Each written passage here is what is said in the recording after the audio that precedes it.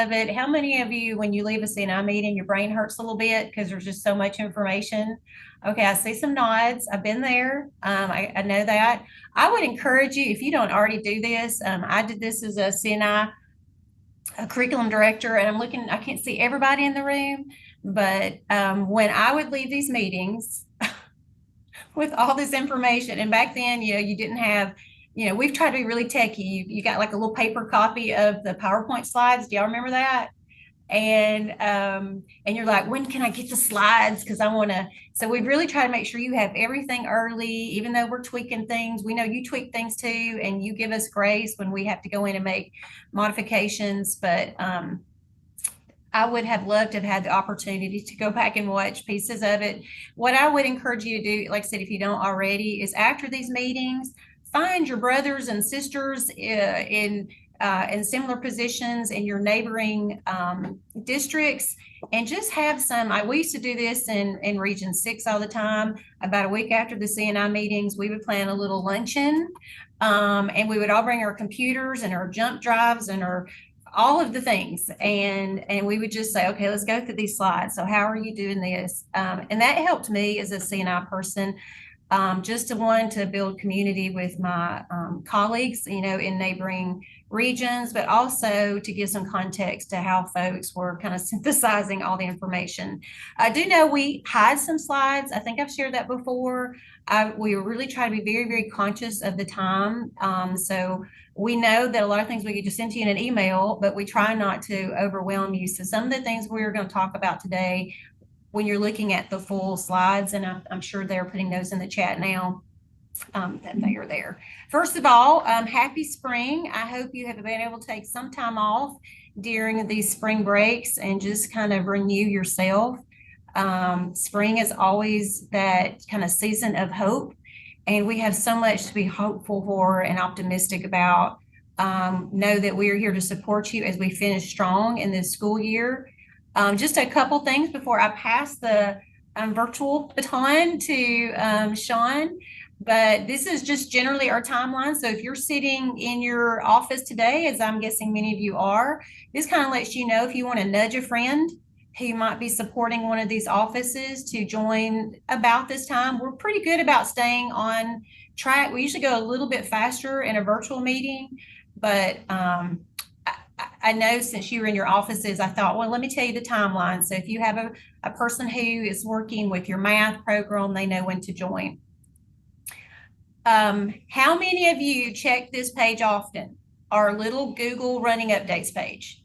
Do you check it? Are you looking at it? Because I want you to know, and if I could get Sue Ellen or someone to throw that link in the chat, and these are all hyperlinks.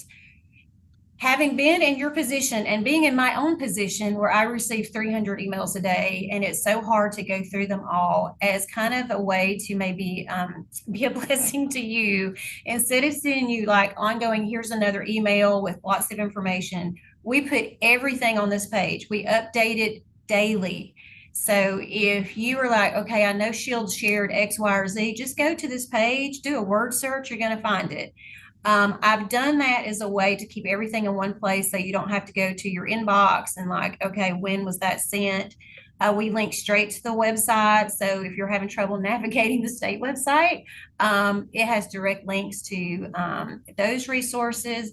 But if you are a new curriculum instruction leader, do we have any new folks new within the last 6 months? Can you give us like a thumbs up or a hand wave if you are a newbie in this world? Okay, everybody look around. I need you to stop, look at your friends in here. Okay, find a friend. Welcome them to this super fun world. And those of us who've been in this a minute know what it's like to step into this role. It is overwhelming. And we just want you to know, if you are new in this role, as you have a tribe of folks that are here to support you. But also know that this is a place that our office just provides running updates of all the things that are coming. We're in the throes of a legislative session. And so I expect there's going to be lots of updates in the next few weeks. We're already getting questions about, okay, so this bill passed, how are you guys going to do X, Y, or Z? Just remember, when a bill passes, It's not like official, so the governor signs it, and then we all come together and just try to figure a way to make sure that we can give this to you in a way that is the least disruptive, it is understandable, in a way that we can at least build some capacity to give you some tools to make things happen. We have a lot of questions right now about bills that passed last year, for example, graduation requirements, financial literacy, and do know that after this session today, we will remain online in case you just have some lingering questions. In the face-to-face session, we kind of break up into tables, and Bonnie Short goes to one table, and whew, here comes all the ARI literacy summer learning folks, and Karen Anderson goes to a table. We can't quite do that in a virtual setting, but we will stay online to make sure that all your questions are answered. If you haven't already, if you would, go ahead and put in the chat your name, just so that we have a record, the district that you were serving. And if you have a question now, go ahead and put that. I'm Karen Thorne, here's my question. And that way our team can kind of be fielding those as you have them. And with that, I'm just going to say welcome back. And I'm going to pass it on to Sean.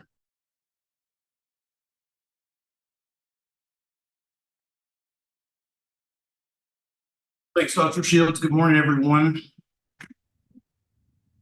We're so glad that you're joining us. Hope everyone's having a great spring semester and is inching closer and closer to summer break. I know everyone is excited and looking forward to that as well. I hope everyone's having a great school year.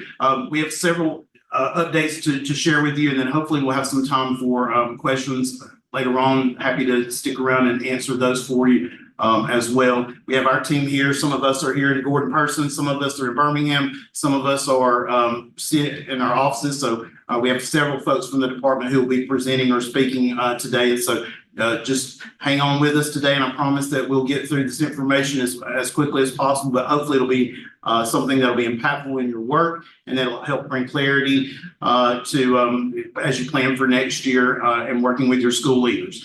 The first thing we want to make sure that we review is from our previous curriculum instruction meeting. We've been previewing all of this information regarding the revised graduation requirements, but wanted to bring your attention to a few things. In the slides, you'll see there are links to 3 new graduation requirement checklists, those that are part of this year's junior and senior classes, then one for the freshmen and sophomores, and then finally for the class of 2028 and beyond. These are posted to our website.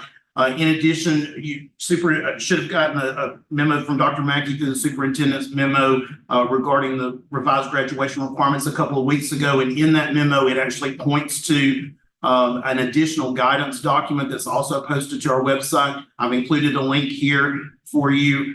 This includes information about the seal of biliteracy, the college and career readiness indicators. It includes information about dual enrollment, stacking advanced placement courses with dual courses, as well as some special education updates. So I hope that you will take the time to read through that additional guidance document, and then also to let us know as you have questions or concerns so that we can be responsive to those needs that you have locally.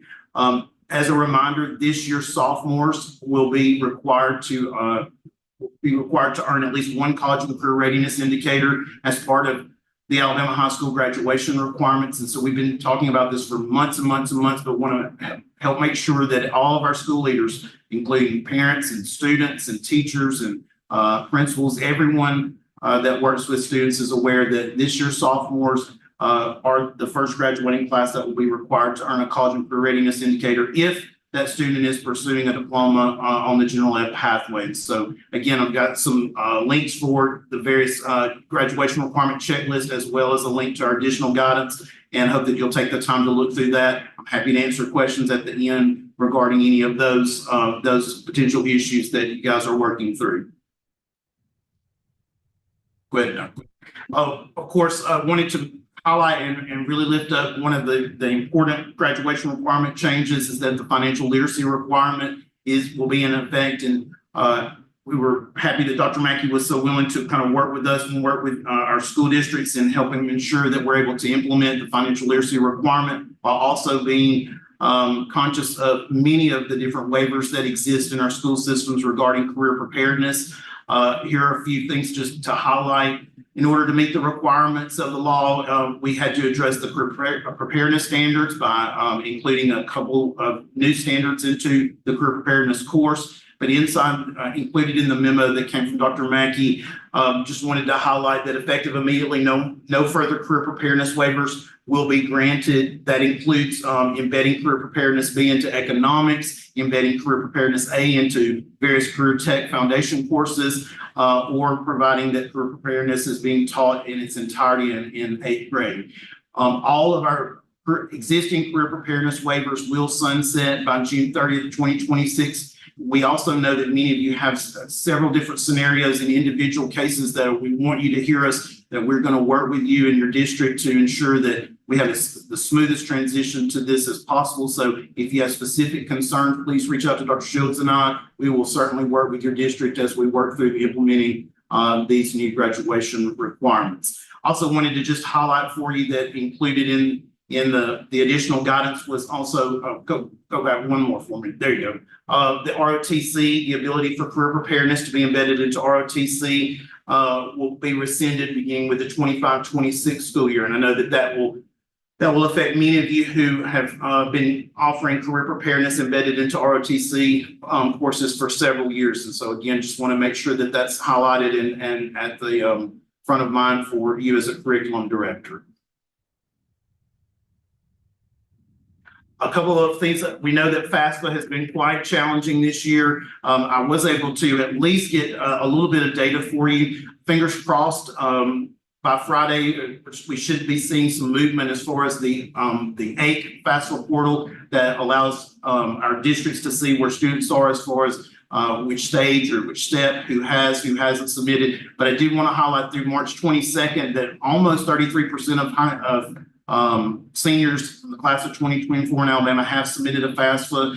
We are a little down compared to last year. I think that's to be expected, but I know with all of the challenges with FAFSA, that if we keep working to ensure that students submit it, maybe the feds will work out some of the kinks really quickly. But for those of you who've had questions about FAFSA completion, I would recommend to go ahead and start looking at having either parent waivers or those school district approved waivers for any student who's unable to actually submit their FAFSA prior to graduation, so that you'll have that on hand in case you actually need it as you approach graduation.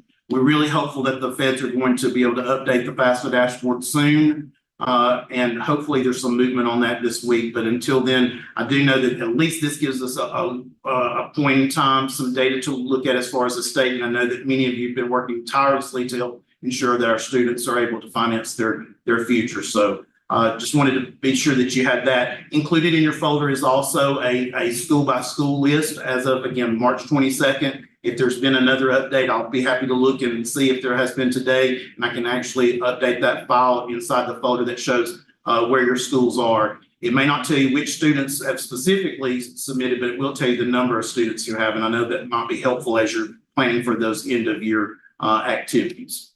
Sean, before we move too far, we did have a question in the chat regarding Career Prep B from Kelly Nichols.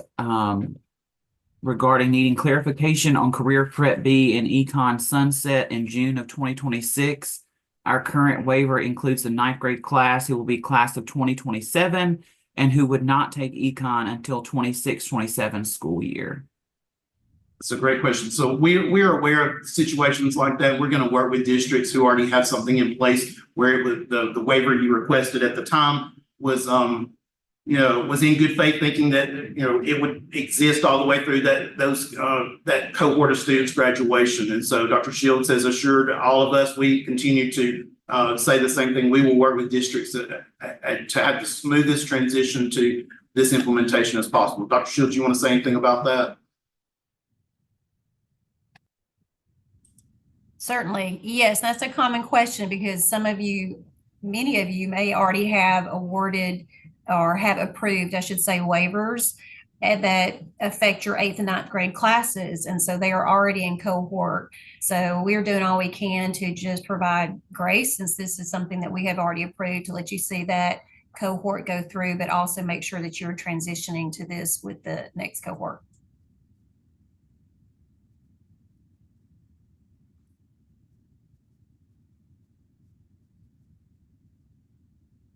Just wanted to highlight a couple of other things. One, your annual LEA credit recovery plan.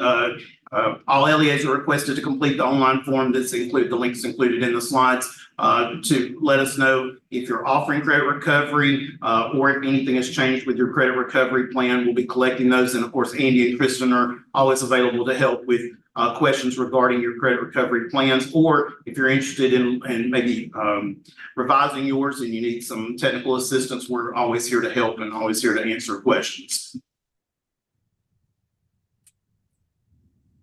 State courses of study updates. Just wanted to update to ensure that you all know that we're updating the arts education course of study as well as the social studies course of study. Those meetings have gone fantastic so far. We have such a great group of experts and school leaders that are part of both of those courses of study, having really, really impactful conversations with each other, and really hope to have the best courses of study ever. Just a reminder, as a curriculum director, the first drafts for public input will be later in the summer. And so if you'll be looking for those, we'll make sure that you have that information so that you can provide input on those first drafts.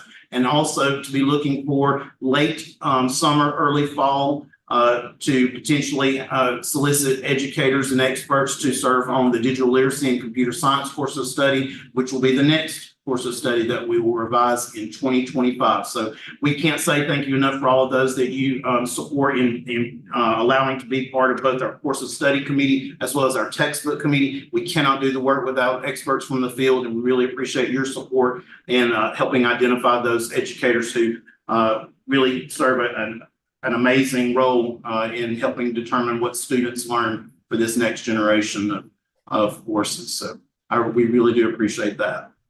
Just mentioned about state textbook adoption. We are still looking for just a couple of additional members for the Arts AV and Communication, as well as the Human Services clusters within Career Tech.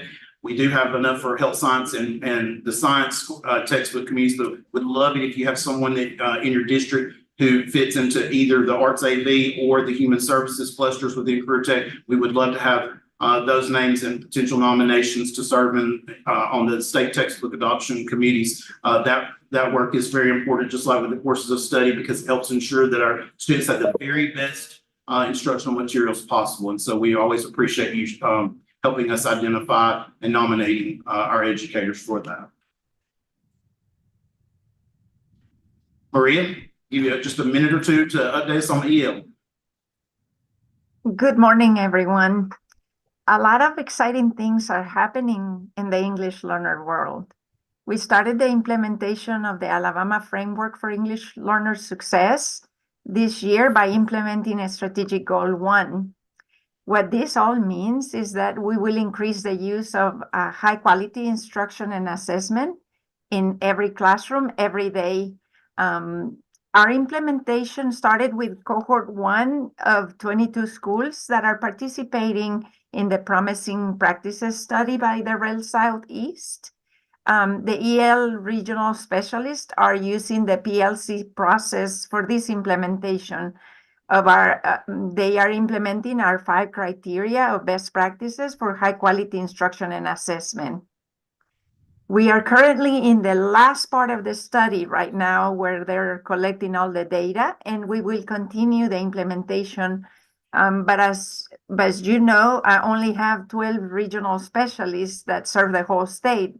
And for that, we have some learning opportunities for you this year or this summer as well. And that will help us turn around these practices into your classrooms. The sessions will be led by the regional staff in each one of the regional in-service centers. And we have multiple training options for that you can select from 1 hour and a half sessions to a half-day session, or any combination of all. You can make combinations of those. Please make sure you check our quarterly newsletter, Nuestras Voces, And we will have information in there, but you can also, the good thing about this newsletter is that we have all of the links of prior newsletters in there. So there's a QR code that you can grab here, and it will give you lots of information and a lot of wonderful things that my staff and myself are doing across the state. Thank you so much.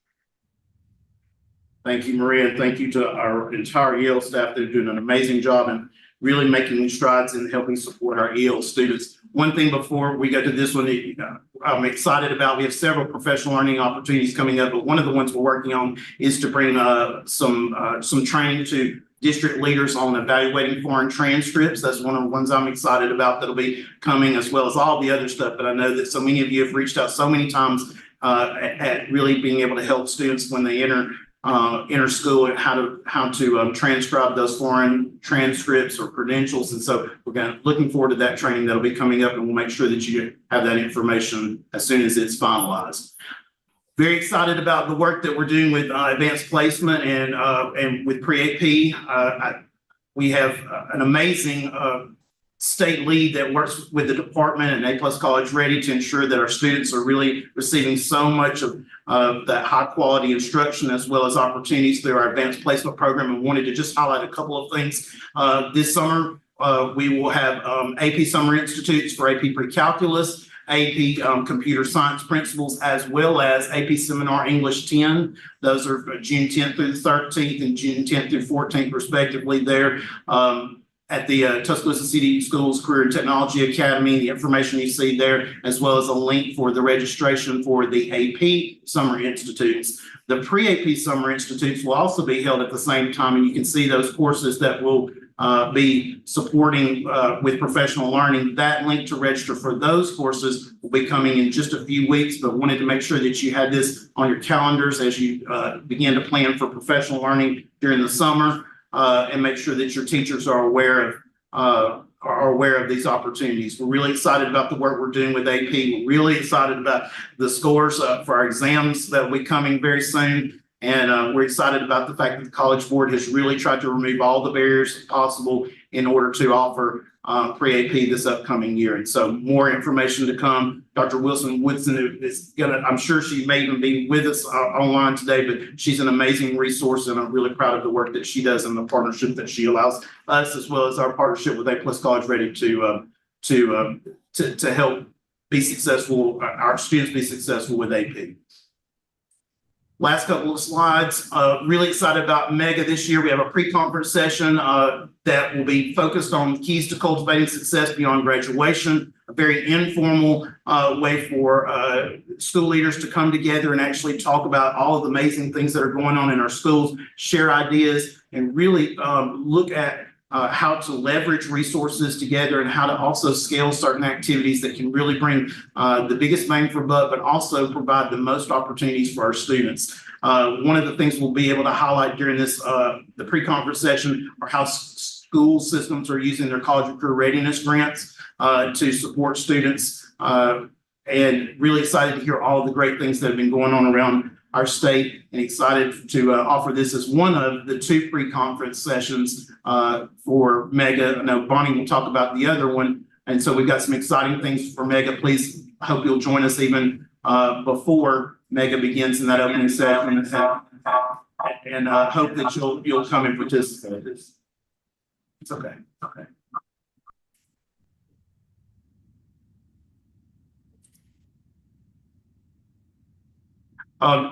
We're excited about how much progress we've made with MTSS. I hope that many of you have been taking take advantage of the PST training that's been going on all over the state. We have almost all of our LEAs trained in PST, and I hope that you've been able to take that training and with the new PST manual and all of the different things that are coming, finally coming together to really support students, the whole child, all students. And so hope you'll reach out to Christy and Jonathan if you're interested in being a phase 1 district alignment, full alignment district, or if you're progressing through some of those, please reach out to Christy and Jonathan to talk more about those opportunities for next year.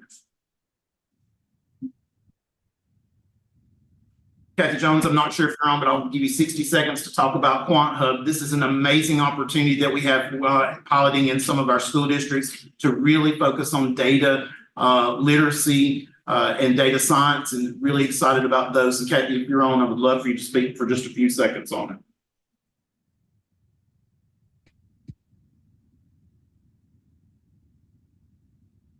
And maybe she's not, so I will. Quant Hub, of course, has been piloting in many of our districts around the state this year. Excited about the opportunities that they've been providing for our students, from summer internships to stipends for STEM summer camps. A lot of different opportunities for our students, but most importantly for our educators who are really interested in learning more about data science. We've got information included in the folder about how to learn more about Quant Hub. It is free, and it is something that's making a huge difference in many of our schools. And we have several of our teachers and educators who are willing to talk with any of your interested educators about how Quant Hub can be implemented in your schools.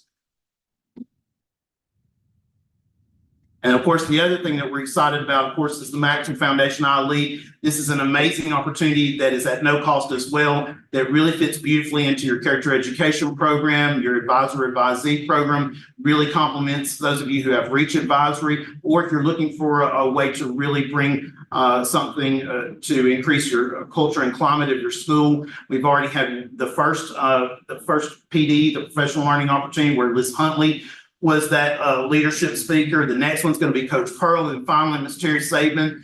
This is available to any of our school systems and school districts and schools for at no cost. The materials are free. The resources are free. The department's even paying to have those resources printed for you if needed. But I encourage you to please take a look at the information that's included in this slide, as well as in the folder, about how you can bring iLead to your schools and how it can really make a tremendous difference in helping students feel connected and to enhancing their leadership skills, no matter what grade, from K all the way through 12.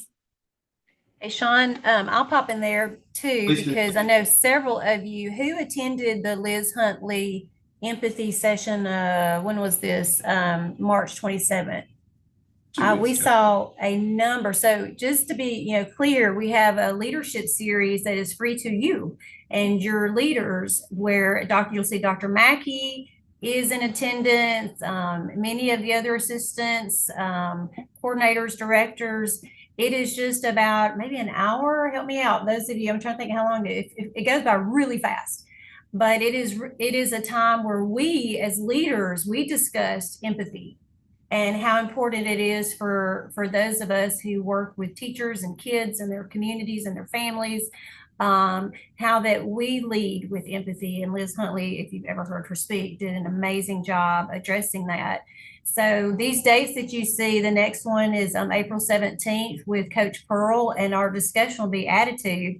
And really it's kind of like there's kind of an onboarding to what are we going to talk about, and then we break into breakout rooms across the state. And so you just never know who's going to be in your room. And then we all really dive into kind of our approach to attitude and how we work with others to make sure that they have good ones. I am personally very excited about the one in May, Roll Tide. And but I wanted you to know this is for you. This is for you, your leaders. And then, just like Sean said, we have your students, your schools have an amazing opportunity with iLead, I'm getting the two confused as well, with the Maxwell work, where it is it actually, let me put it this way, if you participate in any of these sessions, the work we do with students, kind of this, it looks exactly like that. So we are actually modeling, I think we're actually using specific content from the Maxwell program for students. So you'll actually get to see how that plays out with adult learning. But if I'm not mistaken, I think we're actually pulling from that work with John Maxwell. So I just wanted to put a shout out, because the last one was just wonderful. It was just an hour. I think we all left feeling as though like our cup had been filled. Just a great conversation. And as a reminder, you don't have to participate in the student program in order to participate in this. And so that's something that I know that we've been trying to ensure that we're promoting and publicizing. It's just a really great opportunity to come together and like you said, have your cup filled as well, especially as we end the school year. So hope you'll take advantage of that. There's some educators that had some personal stories about how their work with ALSDE, so we included a few slides from that as well.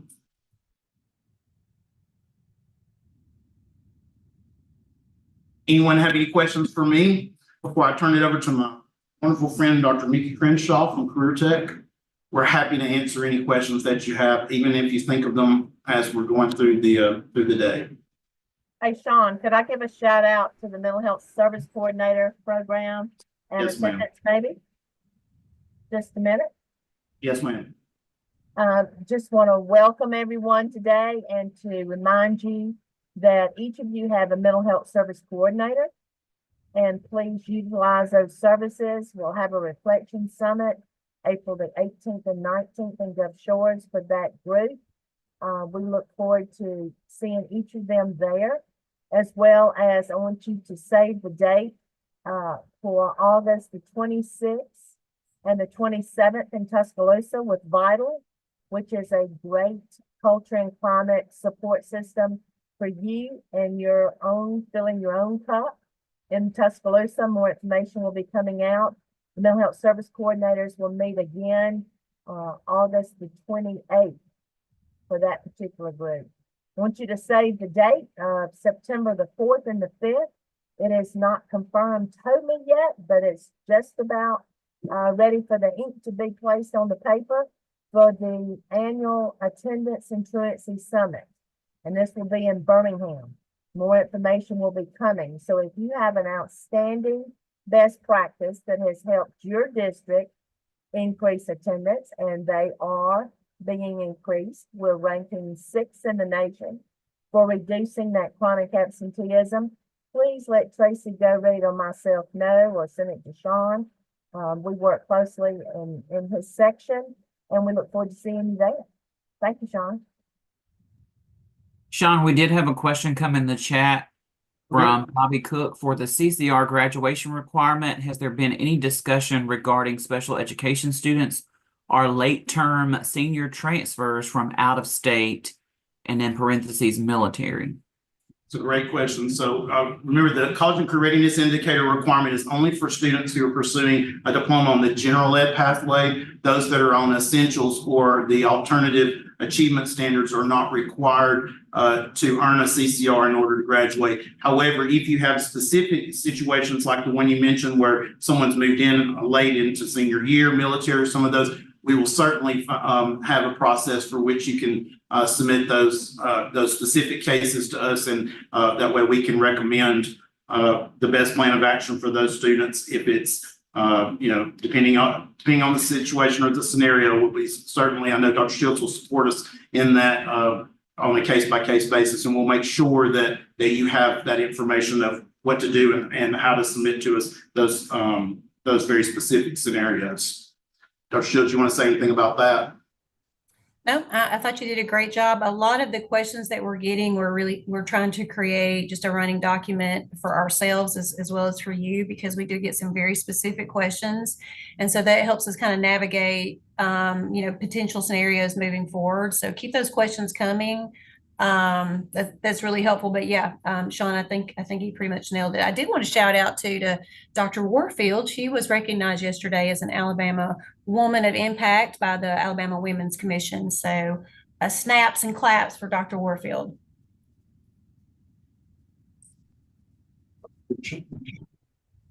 Hello, everyone. I am Mickey Crenshaw, and today I will be bringing you some career and technical education updates.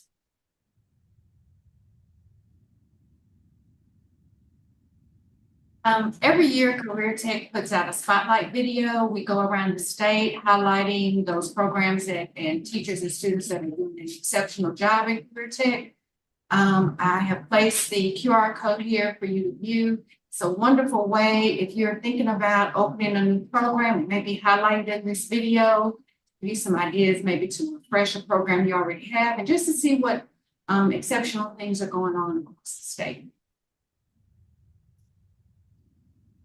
I've also provided the information for the updated career readiness indicators. Always make sure that you are utilizing the latest version of the CRI list.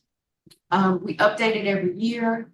All of the applications, if you are interested in seeing a CRI put on our list, there's an application process for that. That is due December 31st, and your career tech director can help you navigate that application and get it to us. That is our career tech student organization calendar. We're nearing the end, and Melissa, you can already go to the next slide. We are in the midst of our state conferences. Next week, we have TSA here in Montgomery. APLDS is in Mobile next week, and Skills USA is state conference is the week after that in Mobile. If you have never judged a competitive event, this is a wonderful way to, as Melissa and Sean so eloquently put it, fill your cup. You get to interface with students. It's a very rewarding experience, and I promise you, once you go once, you will sign up for the next year. And finally, well, I have one more slide after this. Our CTE Summer Professional Development Conference is this year in Mobile, July 24th through the 26th. This is for CTE teachers and administrators, and they can sign up at alabamacte.org, and the QR code is there for you to go directly to the page. And finally, next week we also have, next week is a busy week for CTE, the 2024 Computer Science Summit here in Montgomery. I provided the QR code for you so you can check that out and possibly attend. Thank you.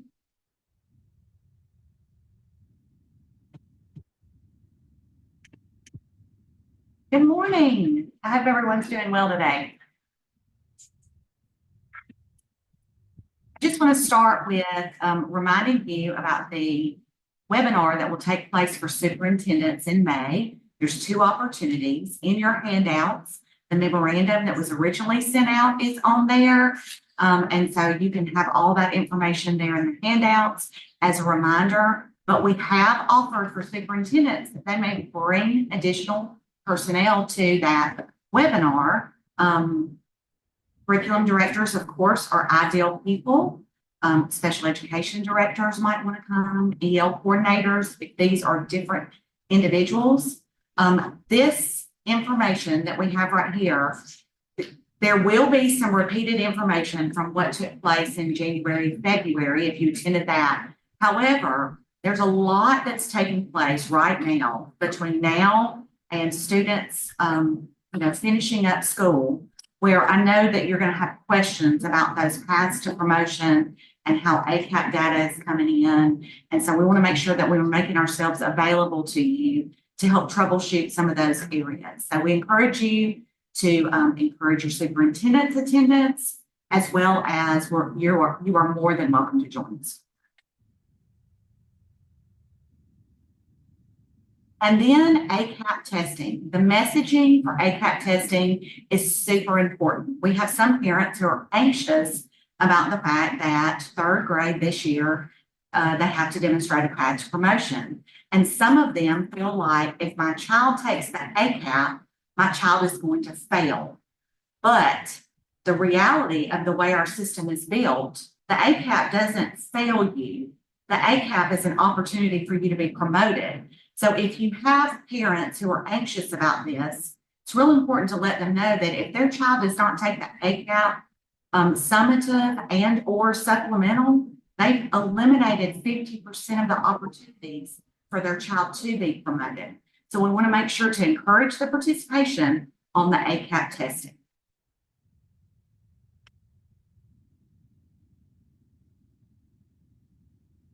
Summer learning requirements are in the guidance program. The memorandum is in your handouts, but I want to lift up a couple things with regard to that. One of those is blending and braiding. There are great opportunities for you to capitalize on multiple programs going in without violating any federal rules. Dr. Molly Killingsworth has put together a very, very short video on blending and braiding that just really helps to drive in how this can be done in a way that is acceptable. Also, just yesterday, I heard something about summer programming and feeding. There are no restrictions with regard to you being able to feed your students during summer programming. So if there's any confusion on that, please feel free to reach out to the CMP director here at the State Department, and she'll be happy to help clear up any confusion that there may be with regard to that. Please remember that summer reporting that you have will be done all in Unified Insight. The training for that has started this week. You have 4 individuals that you can invite to that training. If I were in charge of inviting people to the training, I would definitely want my technology person there, a curriculum director I would want there, and I probably want the perspective of a principal and a teacher so that I'm looking at all of those lenses as we're coming up with plans for implementation. It's real important to know that when you are looking at summer reading, your teachers are going to be able to import all of the data that is necessary for your summer reporting.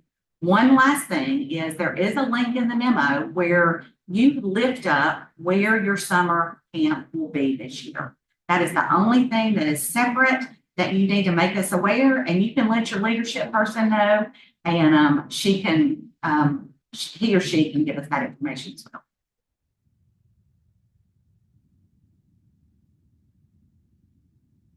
Reporting requirements for the Literacy Act. We know that right now it's a little overwhelming because you're dealing with a new system. You're trying to get everything in Unified Insight. However, we want to remind you that once we get this process done for this year, it's going to fall within the natural processes, just like summer learning will. This year, it's going to fall in with what you do in PST, and it's going to provide a better structure for you than you're probably using now for those PST meetings to be able to help support students. Your Lexi's Law information, summer reading camp, portfolios, SRIPs, and the Literacy Act page, your early years assessments, those are the elements that will contribute towards your reporting. The final deadline for that is September 16th. By law, I'm not required to let you know what the reporting requirements are until the summer. However, we started this process January, February, because we want to make sure that you have plenty of time, especially when your teachers who know the students best, know them better than anybody else, will be in session. So we encourage you not to drag your feet on this. Go ahead and work toward getting the information complete that you can. We think once you get the process moving, you're gonna understand that it's not quite as laborious as maybe you originally thought when you started the process. There is a memorandum that's being developed and it'll be released. It'll give you explicit details, but this is the information that you need to know. It's these elements. So go ahead and get started on that now. We're really excited about our pre-conference session. If you do not know this man that's on the screen, Kareem Weaver, he is a teacher from California, and he has been making his way across the nation right now in support of ensuring that students have opportunities to learn to read with appropriate programming, with the right teachers in place. They created a Right to Read documentary, and we'll be showing the Right to Read documentary Monday evening. All are invited to attend. But the pre-conference session will be Kareem Weaver, and he is one of the most warm individuals you may meet. I had the opportunity to see him last summer, and just really a very approachable, kind guy who has a great heart for children as you do. So I really encourage you to send somebody to get the information that Sean Stevens' section is putting out for that pre-conference session. Send somebody or multiple people to the session that we have here with Kareem Weaver, and send as many people as you can to the movie. This information will be posted on Power School.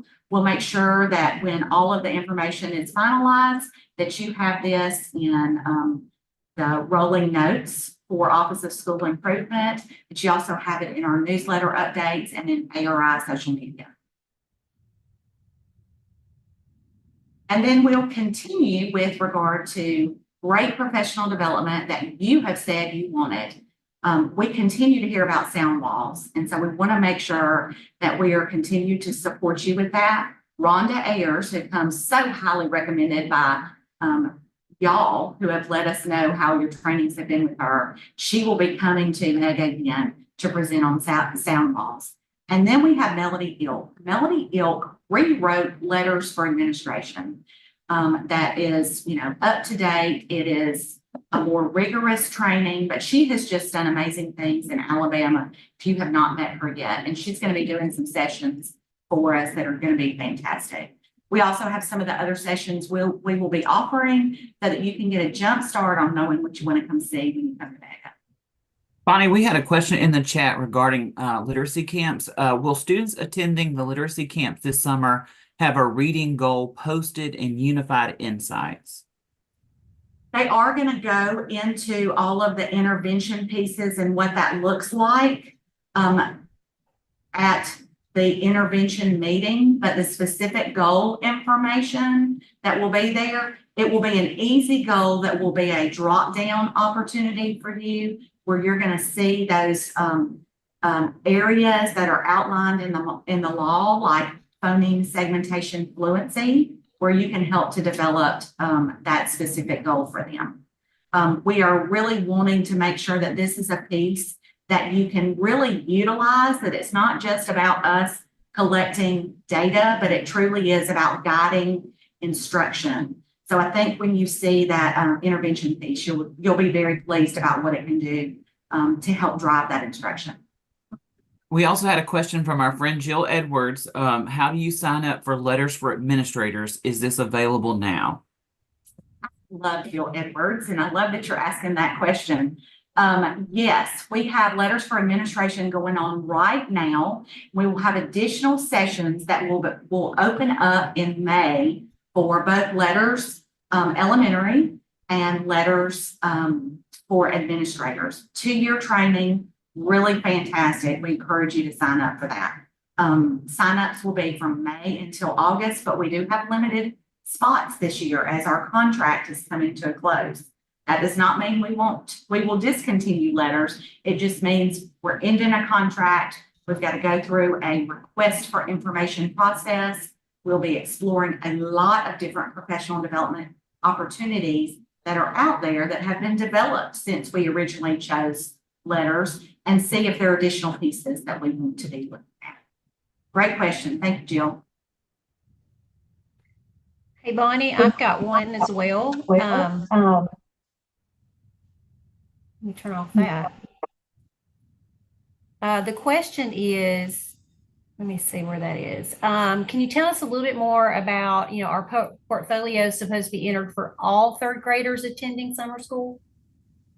So we did send out an email through your regional literacy leadership specialist that outlines guidance with regard to your SRIPs and your portfolios. We'll be sending out additional guidance through the memorandums, but as you're thinking about portfolios, we want to think about the students that we know are required by law. So when they finish 2nd grade, if they are below the cut score, we know that we have to create a portfolio for them.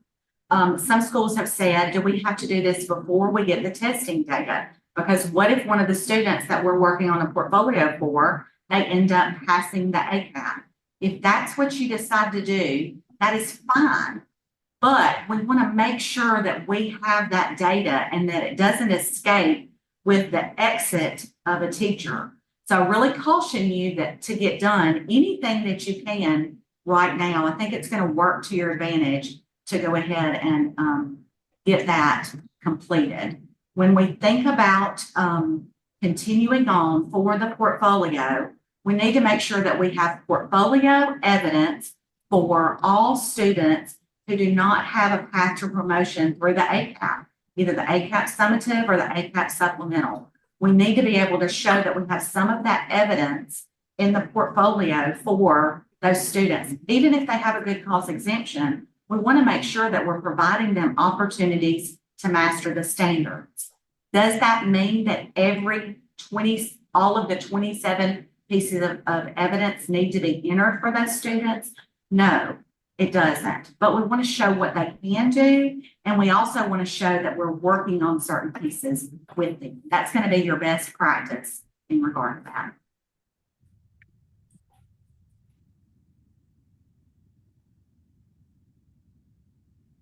I think that's all we got. Right. There's a few letters questions. Oh. We'll catch some in the chat. Bonnie, go for it. Great professional development opportunity is coming your way from NIHouse. It's structured literacy modules. They are on demand. There are 15 different modules. You can pick and choose which ones you want to start with, and you can pick and choose how many you want to do. They are not just for K-3. They will be pre-K through 12th grade and post-secondary. So our higher ed will also have the opportunity to sign up for these modules. Again, when this gets released, we'll make sure to communicate that to you through the rolling notes, through the newsletters that ARI puts out, and through our social media. But you can have any and all of your individuals sign up for this. They can be certified, they can be non-certified, they can be emergency. There's modules on handwriting, modules on letter recognition, modules on adolescent literacy, modules on English language learners. And so it is a really great opportunity for us to get more. Now, keep in mind, this is not replacing letters. Letters is our primary professional development that goes deep.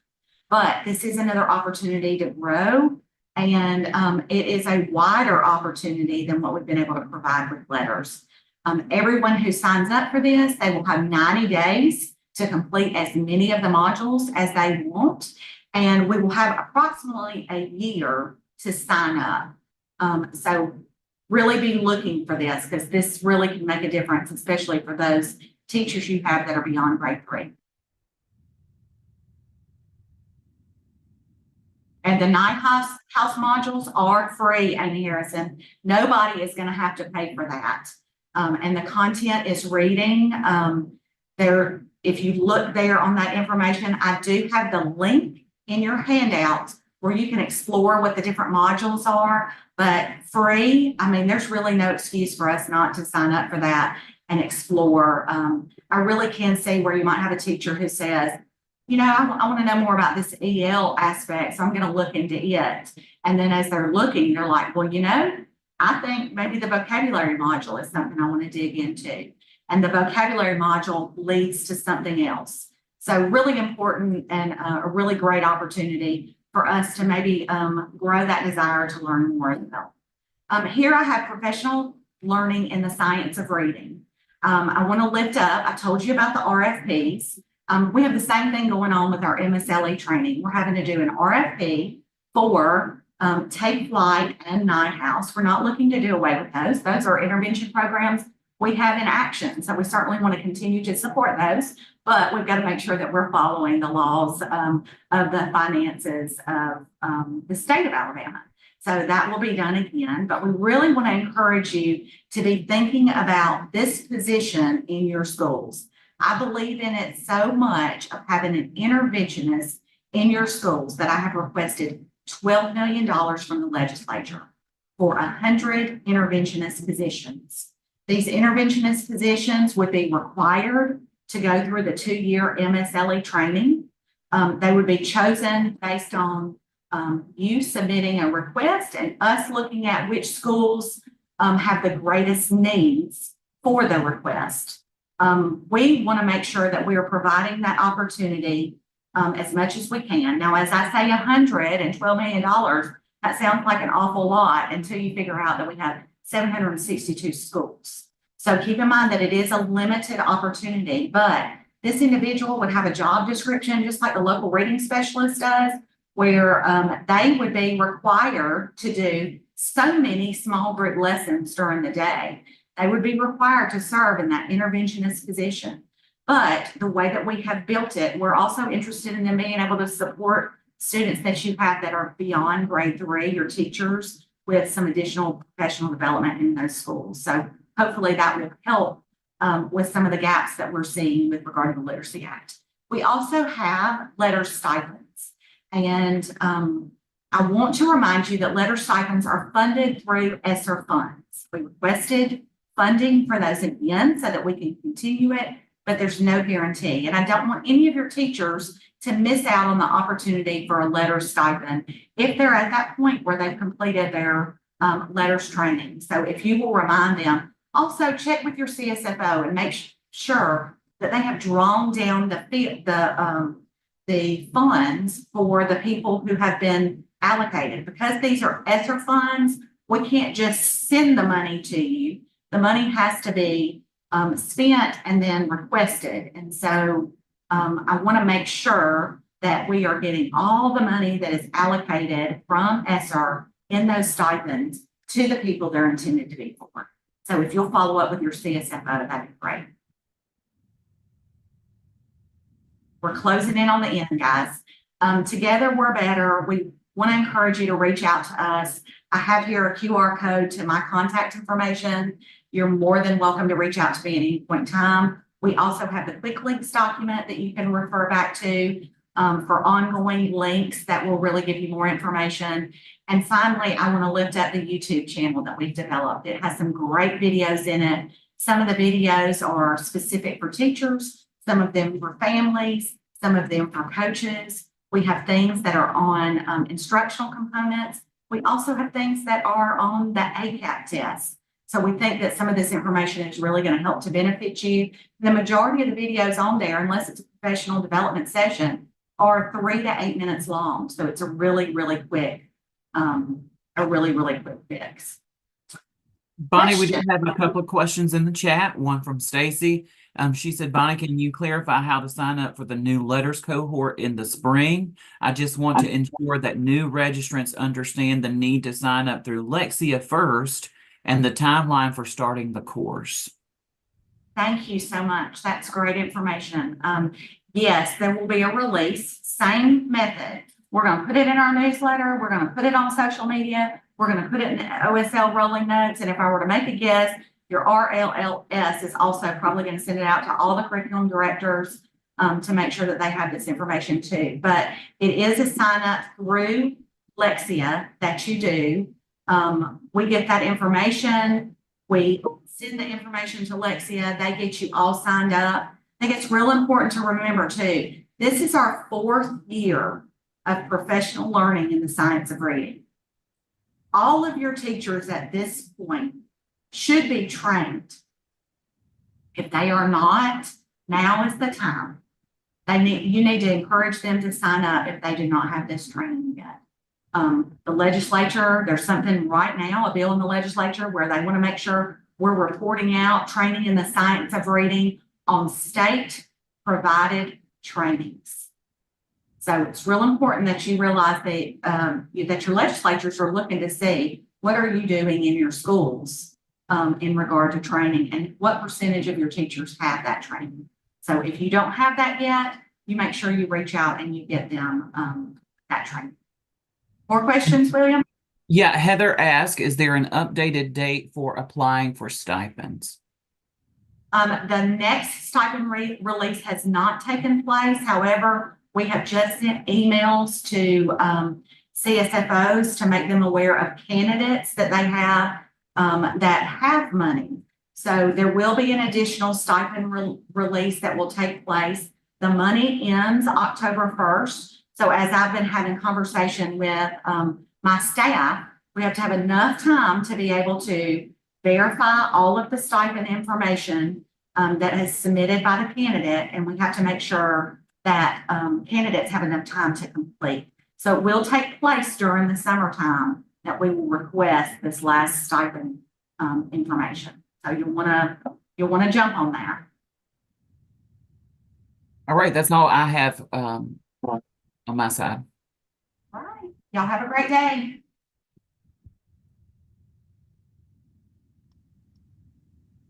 Good morning, everyone. My name is Amy Murphy, and I am the Science Coordinator for AMSTI.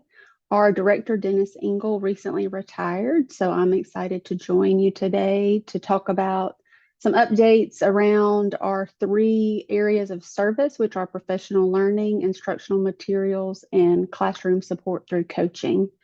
So the first thing I wanted to share is updates with our professional learning opportunities.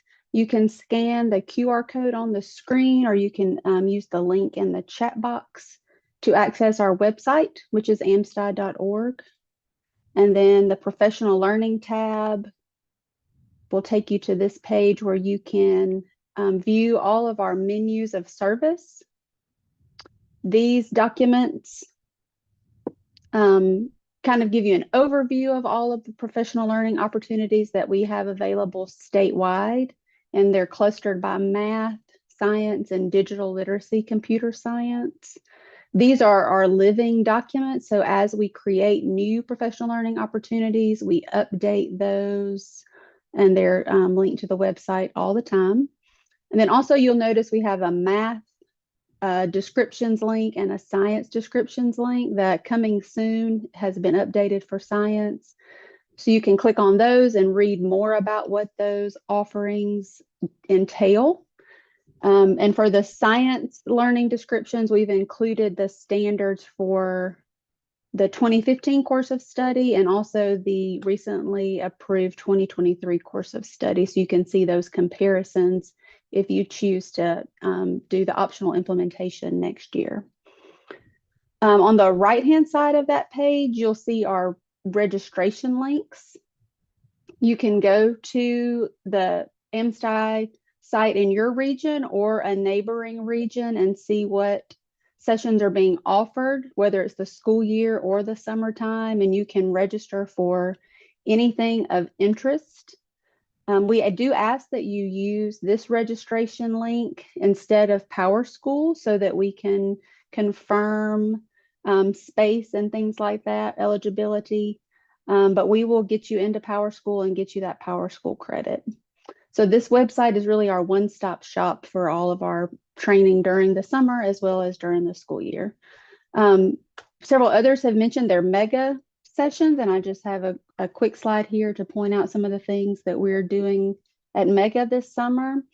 The first one there is one we're really excited about. We've been expanding our options for proficiency scales, and we're going to overview 2 sessions called Precision and Pedagogy.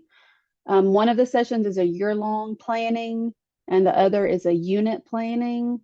At Mega, this will be a half-day overview, but when these sessions roll out in the fall, each session is a full day, and you can attend those or have your teachers attend those if they're interested. And you can see we have a variety of opportunities there. We have science and literacy integration, information on the math critical standards and newly aligned resources, how to analyze your ACAP science data, some tech savvy teaching, and many, many more. So we look forward to seeing you this summer at Mega. You should have access to this handout in your folder that was shared earlier, but I'm going to put the direct link to it in the chat as well. Based on some feedback we got at the winter curriculum and instruction meeting, we've made some updates to our requirements for summer training and getting materials. And so I'll let you take a moment to kind of scan through that document, and I'll be happy to answer any questions as we go along.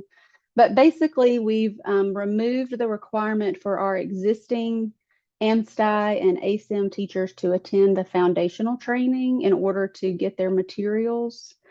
And also remove the requirement for teachers that have been trained to come back and be retrained on the new materials.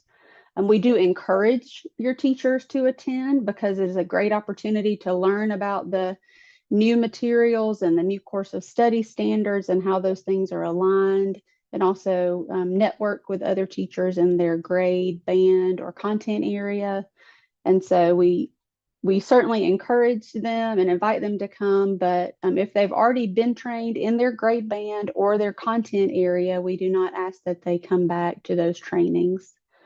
And if you do have specific questions, you can always reach out to me if you have a specific case that you're not sure about. And Dr. Okay. Murphy, I'll jump in there too. I want you to know, like, this is just a running example of many of you. I think it was and I may have started at Florence. I'm trying to think we had some questions when I was with Jackie when they hosted over there, and we just had, we had some concerns for some of our teachers who are very faithful, and vigilant, I should say, AMSTI teachers. They have gone through a number of training, and because we are having to update the kits to reflect the new science courses study, we just felt that it was really critical that, we recognize these teachers as the professionals they are. They have been using these materials. We did not want them to have a disruption of those materials. So just like Dr. Murphy said, we certainly welcome. We would love for them to come to the trainings. We also recognize a lot of our elementary teachers are also working with the Numeracy Act and Literacy Act, and there's just a lot of trainings and summer expectations involved there. So we hope you find this as an opportunity to make sure you go back to your teachers and say, thank you for speaking up for them, and that's what you were to do. So just a shout out to my colleagues with AMSTI. We went straight back to the table, and that's right. Thank you, Amy, and science. That we were concerned that our teachers who were using these materials so well and were such wonderful advocates for the incredible resources they're bringing in to our students across the schools, to say we're not going to stop access, but we will. Isn't that right, Dr. Murphy? We're going to get all 2024, and if there is anything new in the kits they're not familiar with, we'll provide a QR code or something that gives them that instant teacher learning that they need. Absolutely, and our specialists will be available to support teachers in the classroom with the new materials as well. If you do look at the handout, I will just add that new teachers will still be asked to attend foundational training and then the content training. And then if a teacher changes a grade band or changes a content area, let's say they move from 5th grade to 6th grade, they would have to start the training requirements over. Or if they move from 7th grade to 8th grade, they would have to come and retrain, just because that's a content change, not just a grade level change. Okay. Let me try. There we go. So in terms of receiving instructional materials, we are also updating our processes for that, and we're very excited about these upcoming changes. Our instructional materials for math have been using this system since 2022, where teachers come to training, and if that training has related materials, they get information on how to order those, and those are delivered to the school directly. The big change that we're going to be seeing for this upcoming school year on the next slide is our K-8 science, where currently your teachers receive their K-8 materials on a cycle that is determined by AMSTI and the regional site. Starting with the new school year, teachers will be able to order their materials on demand, similar to the way that Science in Motion teachers receive their materials. So we're excited about this because teachers will now be empowered to order their kits when they want to order them, instead of waiting for us to deliver them to them on our schedule. There will be a 2-week lead time, especially up front as we get this system in place. And we're hoping that because of these changes, teachers will have better organized kits, so everything is prepared for them and in a order that makes sense, instead of them having to dig through all the kits to find the materials that they need. Also, we hope that it's going to minimize the delivery of kits that may not get used because they were delivered at a time when the teacher could not use them in the classroom. So the way that we're going to let teachers know about this, there's a couple of different things on the next slide. If teachers are already in our AMSTI portal, they will receive a link to the new system through their current email, so they can access the portal and update their information. If they have not been active in our portal, then they will get an invitation to the new portal. Again, it'll be the email that's on file. And then if teachers don't receive either of those emails, then they can reach out to their regional site and get the information to get in our new system. And then on the next slide, since teachers don't have to come to training this summer, we're going to send out the information on how to access the new portal, which is called ACES. We're going to send out a how-to video before the end of this school year to teachers who are currently receiving kits. And then new teachers who come to training this summer, or any teacher that comes to training this summer, will also get information on how to order those kits. I think the big change I want to point out to everybody here is that teachers are now responsible for ordering their materials K-8, and that is a big change for your teachers.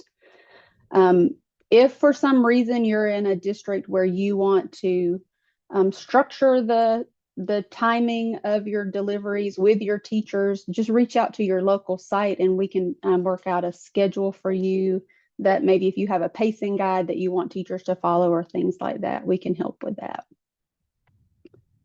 All right. And then we are excited this year that we are celebrating 30 years of the Science in Motion program. Hard to believe that it's been around since 1994. And we're very proud of the work that we've done in the years that we've been around. In the chat box, I put a link to a handout that is a study that talks about the connection between Science in Motion and ACT science achievement. And so in order to keep our program going strong, we are going to be making a few changes over the next year or so. If you'll go back one more slide. We are going to be transitioning the ASIM delivery of materials to this centralized materials system that AMSTI is implementing next year for K-8. So instead of your ASIM specialist doing the delivery and preparation, it will be our dedicated material staff doing that, so that our ASIM specialists can be out in the classrooms with the teachers and their kids, and also providing that much needed Teams professional learning that teachers are in need of across the state. And then on the next slide, one of the other goals of this transition is currently ASIM is set up to serve biology, chemistry, and physics. But according to the study, we've seen that students, if they experience ASIM in all of their high school classes, they have a huge gain on their ACT score. And so our goal is to expand into physical science, earth space science, environmental, and anatomy and physiology. And we're hoping that once we make these materials changes for ASIM, we'll have the ability to better serve all high school science courses and not just the biology, chemistry, and physics. And I think, yep. So in order for teachers that are ASIM trained to get their materials, they will just keep using the same process they've been using for the last 2 years. And if they're not sure of that process, they can just contact their ASIM specialist directly to get the links for ordering materials. And then to wrap it up, I just want to remind you about our ongoing educator support. We do provide support through student-centered coaching. Many of you are aware that our K-5 math specialists work side by side with your building-based math coaches to provide that high-quality coaching and leadership, and help them implement those evidence-based practices that Dr. Anderson's going to talk more about later in the presentation. But also, our 612 math specialist and our K-12 science specialist are available to do this coaching work, which is on the next slide. And so you may not have been aware of that. So we can do full coaching cycles where we implement all 4 phases of the Alabama coaching framework, or we could just do 1 to 3 phases of a coaching cycle. Maybe a teacher needs us to co-plan with them and then come in and co-teach with their students. Maybe a teacher needs us to help look at student work and make plans for instruction. We can do any of those things, K-12 science and 612 math. And I'm going to turn it over to William to talk a little bit about our Curio XR grant with Math Nation. Thanks, Amy. Super excited about the two opportunities that you see on your screen. In December of 2022, we were awarded an Education, Innovation, and Research grant from the U.S. Department of Education to study the effectiveness of using Math Nation as an Algebra 1 curriculum. And then in December of 2023, we were awarded a second EIR grant from the USDOE in regard to the use of Curio XR technology and content in geometry courses through the use of VR and AR headsets. And so, Dr. Shields, if you'll go to the next slide, I'm going to talk briefly about Curio. Again, it's the one that focuses strictly in geometry content at the high school, gives you the opportunity and your teachers the opportunity to utilize virtual reality in grasping those geometry concepts. We are in the beginning phases of this grant, and in this beginning phase, we're really just needing teachers that want to play with the technology. So if you think the math teachers or the geometry teachers in your district would be interested in being a part of this process, being part of this grant work, I want you to either use the link that's on the screen, I'll drop the flyer in the chat, or you can scan the QR code. Go ahead and express your interest. And Curio, I can't make any promises that everyone gets selected, but Curio is looking at the interest form. They're sending out the technology early to teachers to just start playing around with it and giving feedback to them as they develop the content for us. This will eventually lead to a full research study that will come with stipends and all that, the control group and the test group and all those things that come with being part of research. But right now we're in the fun phase. And so again, if you're interested, I certainly encourage you to scan the QR code or to complete the link that's there on the slide, the flyers in the chat. Several of you had expressed interest in at our February CNI meeting, and your names have already been shared with Curio, and they may be reaching out to you momentarily, or they may have already have. Our second grant, which was actually our first grant, was the Math Nation grant. And so I'd asked Becca Phillips from Math Nation to join us. So I believe she's on, and I'm going to let her share about the Math Nation grant and what's available to your teachers as we move through that process. Thank you, William. I'm excited to be here. Yeah, let me just talk a little bit about this quickly. I don't know who's running the decks, but just go at whatever pace you feel like feels good to you. Before I talk about the research study, I want to talk about the curriculum just a little bit, because the curriculum is available currently to every school in Alabama. We have resources from 6th grade up through Algebra 2 and also ACT prep and intervention tools. So the curriculum itself is based on the illustrative math lessons. If you're familiar with those at all, they're open source. A+ College Ready pulls from these. So there's different ways you might have been exposed to this before. And what Math Nation has done is taken these really excellent problem-based, student-centered, discourse-driven lessons with embedded routines, embedded strategies for English language learners, embedded routines for students with disabilities.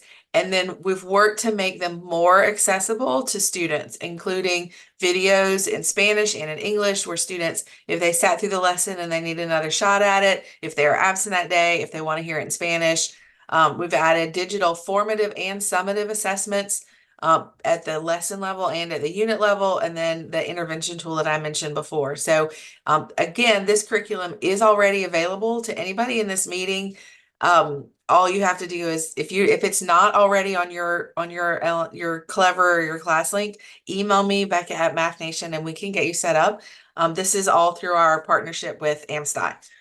To talk about the grant just a little bit, the research, just some overview, and these are the frequently asked questions. You may have other questions. These are main bullet points. Again, reach out to me. That's high school algebra only, not the accelerated 8th grade.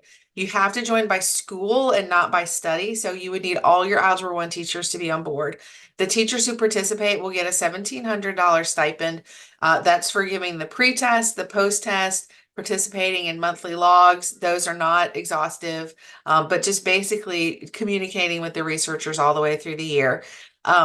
this is sort of the gold standard of research studies. So there is a control group and a treatment group, and the control group they're randomly selected. They will get they'll get their materials next year, but both sets, anybody participating this year, they're all giving the pre-test and the post-test, so we have comparison. So they'll all get their stipends this year. And then the professional development, they'll either get at the beginning of the year or at the end of the year, depending which group that they're in. Since I mentioned the professional development, let me go ahead and say this. We've had a lot of interest in this study because we are an AMSTI affiliate and it is Teams approved. So the professional development through the study, we have 5 days that are available in person, 2 in the summertime that are mandatory, 3 during the school year that are opportunities. All 5 of these days are focused on solid pedagogy and how the platform supports you in that pedagogy. So you go to an AMSTI training and you learn about a number talk and you're like, I want to implement this. We don't want you going on the internet trying to find a number talk. We want you to come to a vetted source, and all of those routines and strategies are embedded in our curriculum. So again, there's 5 days of PD, and then there's 6 1-hour Zooms that are content specific. So for each unit going in. So for that adds up to 6 hours. So for the Algebra 1 teachers, they can get up to 6 days PD if they choose to take advantage of the 3 days during the school year and the Zoom classes. Teachers also can invite their colleagues in their feeder patterns. Anyone who's ever tried to do something new in their school or in their district will know that it's not easy if you're going alone. So if you've got teachers who are really interested in problem-based learning, really interested in discourse-driven activities, we want them to come as a PLC. So they are invited to bring their feeder patterns. Teachers who are selected for the control group, the business as usual group, we will make sure that they get their 2 summer days next spring so that they can count it for this school year if they're mapping out their team's PD and they need those, they want to count those days in their plans. I just said a lot of things really, really fast. Is there anything that I can answer for anybody?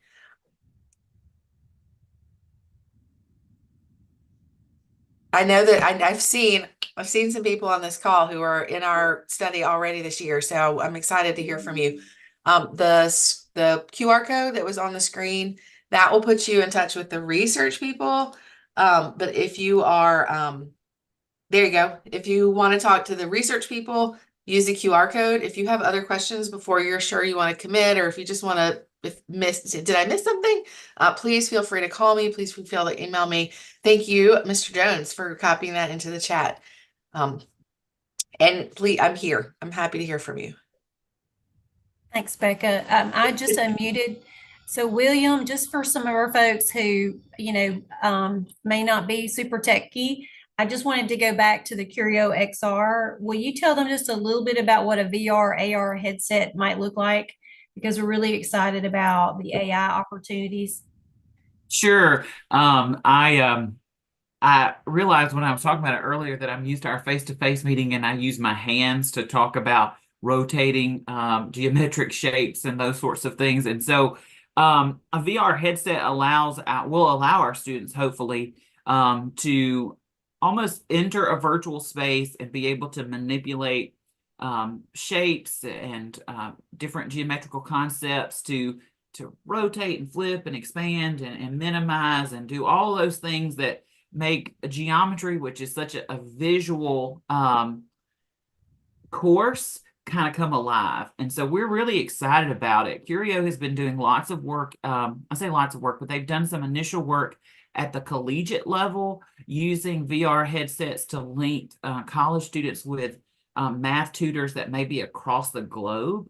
And those have been live sessions. What we've asked them to do and what the research is doing, kind of looking at what this could be without a live person on the other end, but using someone or AI tutoring, almost a prescriptive tutor inside the headset that is, has been tracking the student performance and data and those sort of things, and adjust the virtual reality experience based on what that student's bringing into the content. And so we're super excited. I see that Dr. Ledwell chimed in the chat. She was on the front end of this. I think, Dr. Blackwell, you have a missed call from me from a couple months ago about this.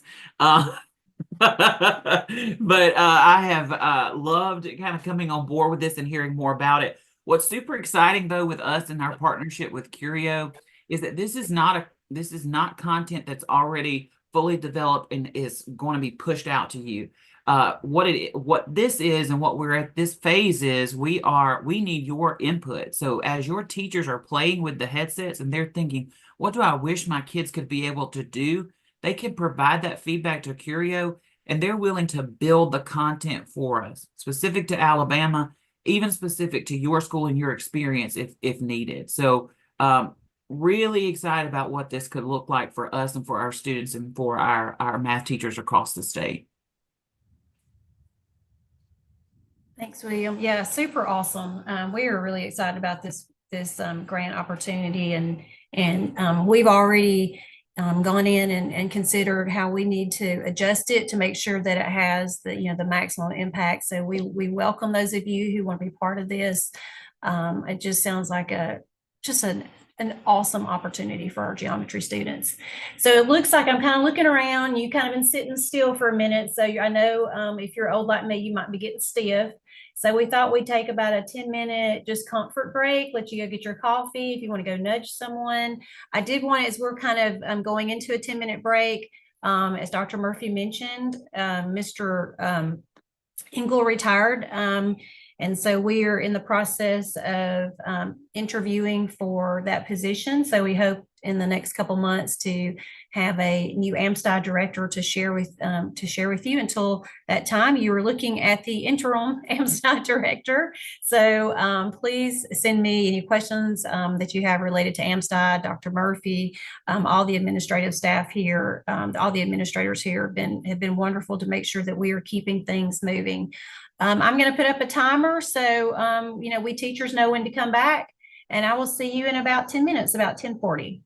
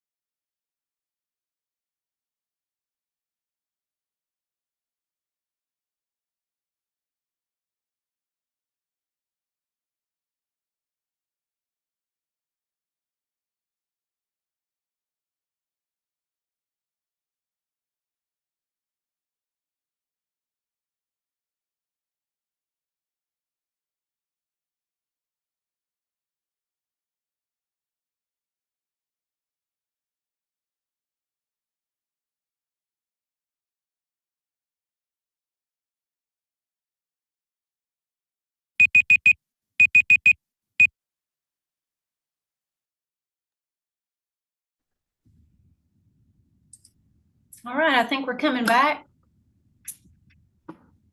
See, you already look refreshed. You guys needed that. Yes, good, good, good. I hope you got a nice cup of coffee.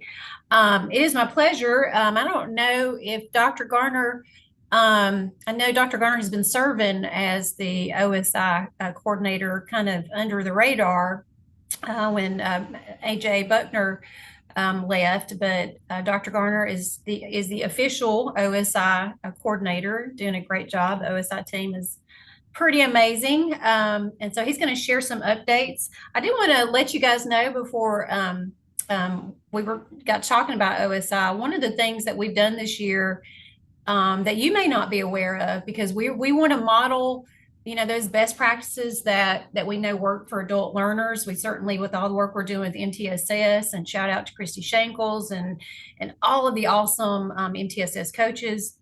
So anyone that serves your school, all of the regional teams, we are meeting off-site once a month around an essential question. We've been doing this all year. So we're able to put together in physical rooms, and sometimes we do it virtually, all of the regional staff, whether it's Maria's ESL coaches or ARI coaches, AMSTI, MTSS, ATM, in-service center directors, mental health coordinators, all of those that are in your schools providing support out in the region. We felt it was really important for us to be having questions, those essential questions addressed as a group, so that when you see us coming into your schools, you know that we're connecting.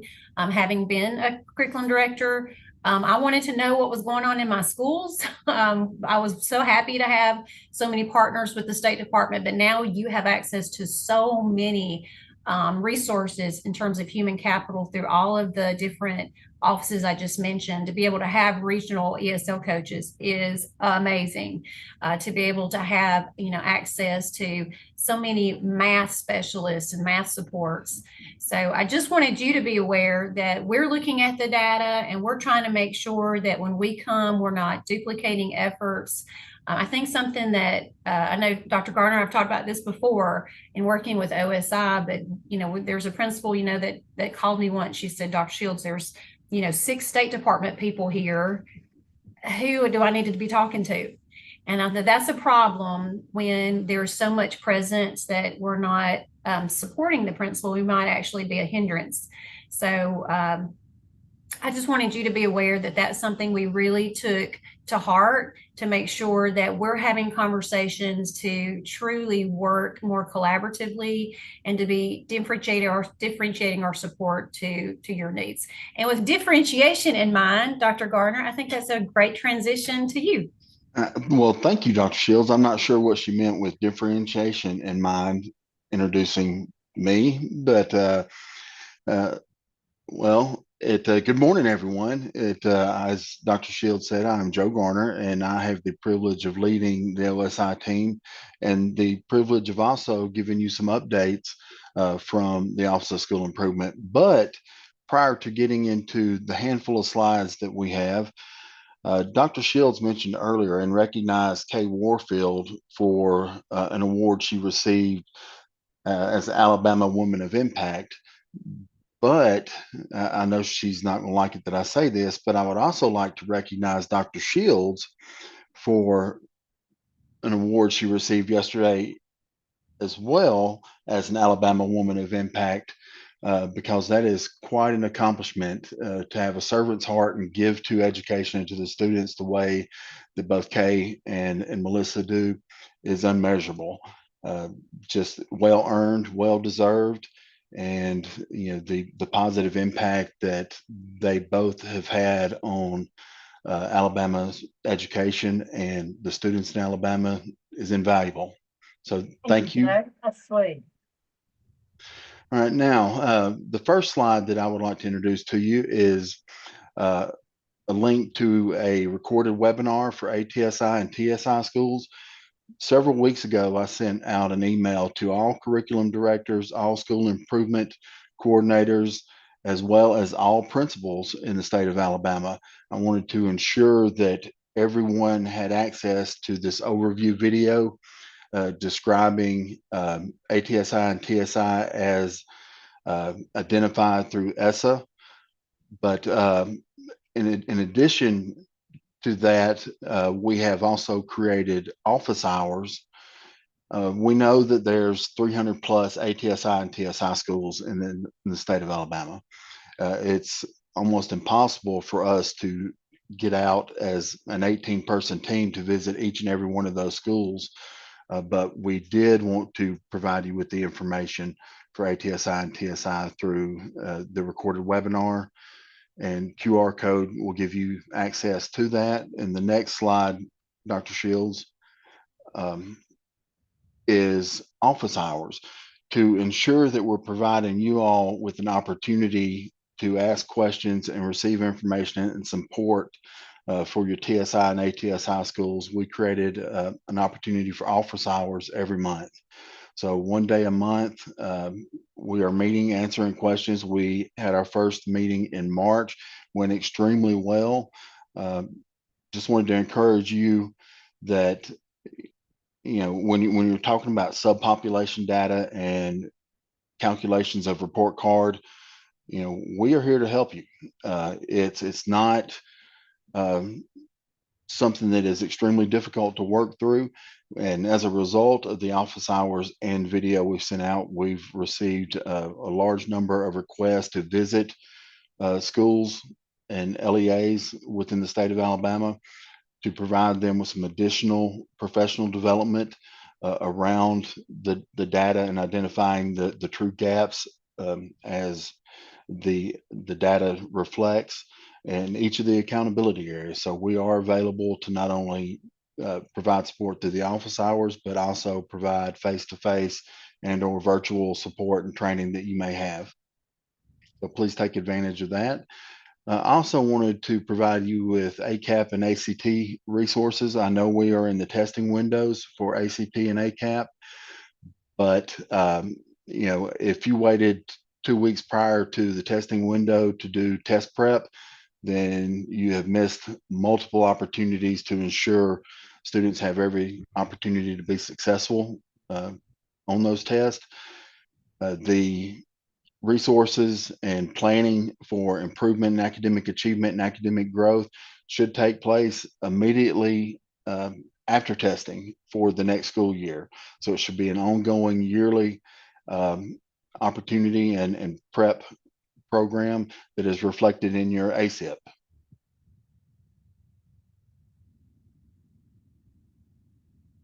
All right, which brings to this slide. Where are you and where do you need to go? It is that time of year where we should be reflecting, evaluating, and adjusting our ASIP. Wanted to ensure that you have some additional resources with the ASIP rubric, OSI ASIP resource site, and ASIP timeline. I know you will not necessarily have the data back for ACAP, but the ACT data is available on ACT Success within a couple weeks after your students have tested, and you can see the data on ACT Success and even calculate achievement as closely as possible with cut scores for proficiency level.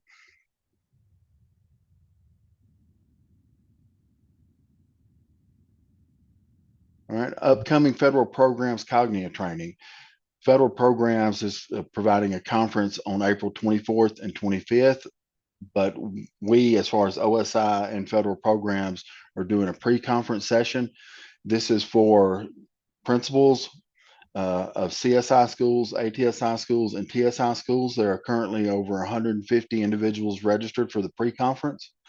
We are excited about that opportunity to provide some professional development from Cognia regarding the ASIP and the phases of the ASIP.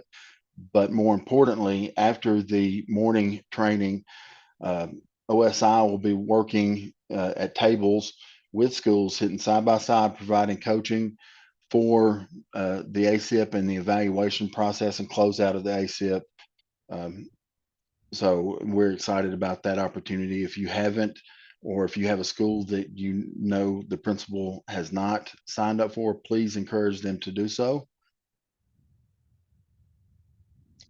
And also have a slide that provides you with monthly newsletter. I want to keep you posted on what we are doing from school improvement with the turnaround schools and our CSI school, as well as ATSI and TSI schools. So please check that out. It is also on OSI's webpage.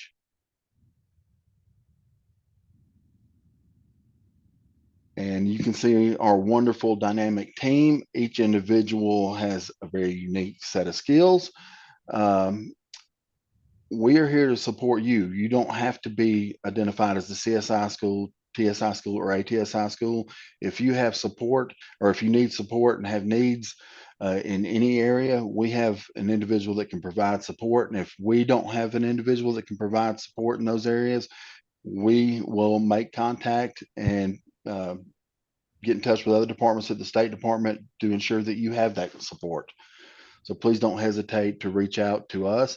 Provided you also with some links for OSI's website, the differentiated support and accountability guide, principals calendar checklist, and our OSI Twitter page. And as always, it is our pleasure to serve you. And so this is where I meant with differentiation, Dr. Garner. But if you are new, because I did see some folks raise their hand and you're like, okay, I'm in this new role and I'm supposed to support ATSI, TSI, CSI, and so forth. If you go to this guide, it tells you what we do, what the expectation is from the district, what the expectation is for the schools. And it gives you really critical links to, okay, here's stuff to kind of help you do that. So if you're in a new role supporting this school, we wanted to provide a guide to you that I know Dr. Garner and his team, they are updating this often to make sure that you're having those relevant resources and tools to continue to support your schools.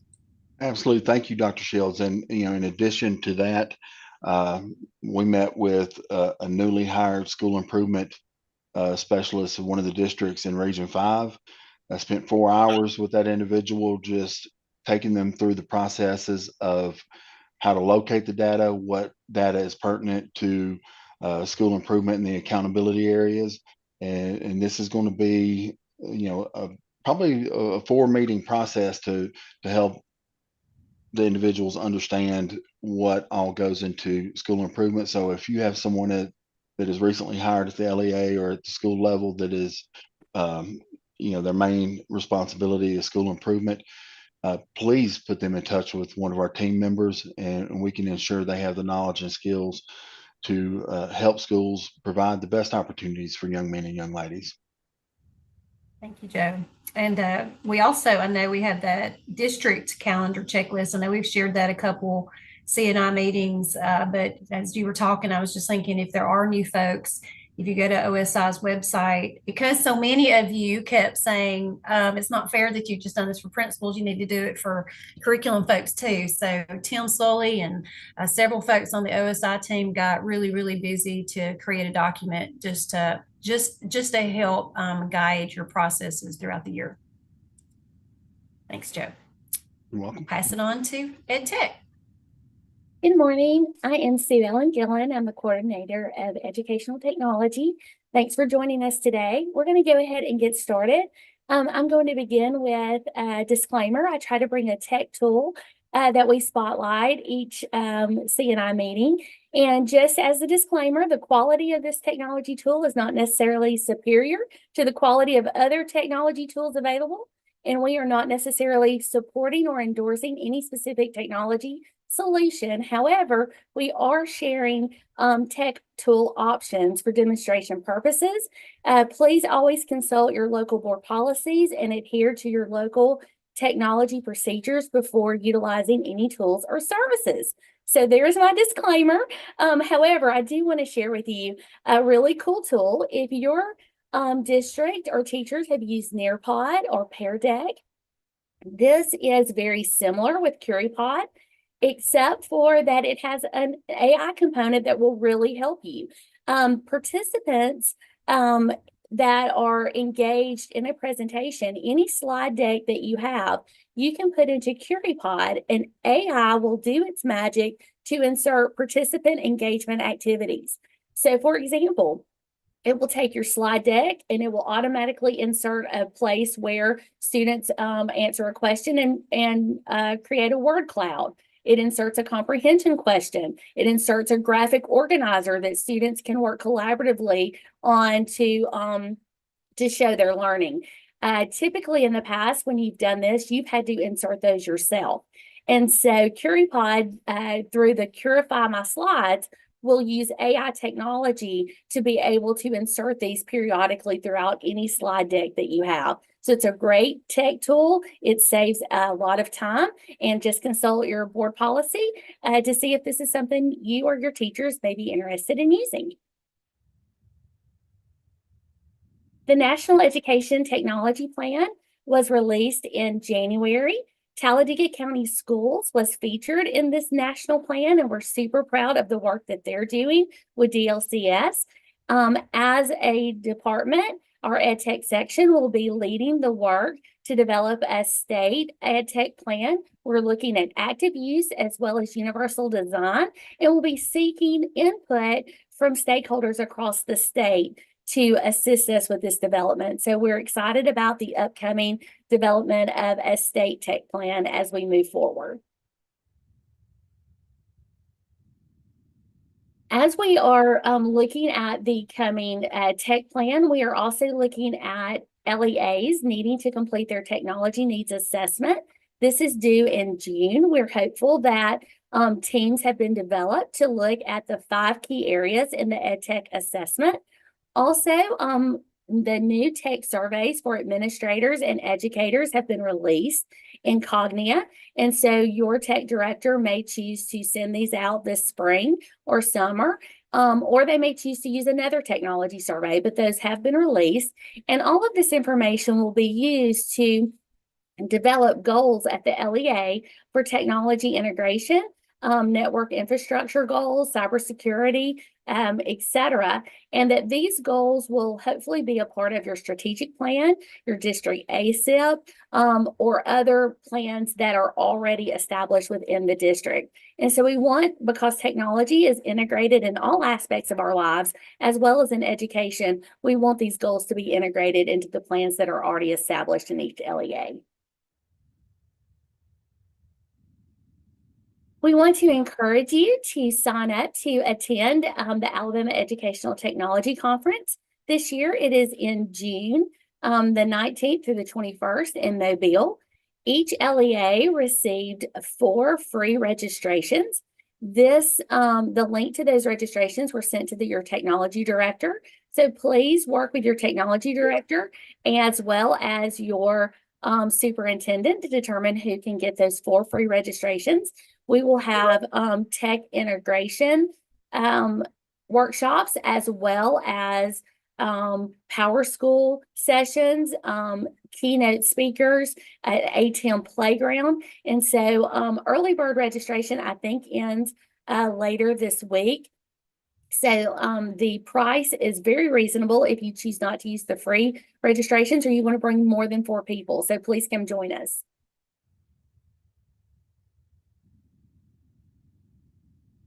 Part of our AETC events includes some pre-conference activities.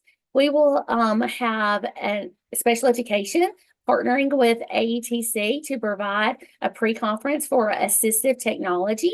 And so I think Sherry will probably explain more of this during her presentation, but this will be a great opportunity for you to join and learn more about assistive technology and assistive technology teams, as well as a STEM in the Gym pre-conference activity. This is very interactive. It's great for physical education teachers. And so we want you to join us for those. And we will have Teams approved PD sessions at AETC. If you know an innovator in your district, a teacher, a principal, a superintendent, a tech director, a tech coach, please take a moment and nominate them for the Marbury Award. We recognize key innovators throughout our state at AETC. I think last week we only had 4 people who had been nominated so far. So if you go ahead and get those nominations in, there's a very good chance that person may be selected. but we know that we have amazing people doing amazing work in every district. And we want you to take the time to, it's only a few minutes to nominate so that we can recognize those individuals. And the deadline for this nomination is April the 12th.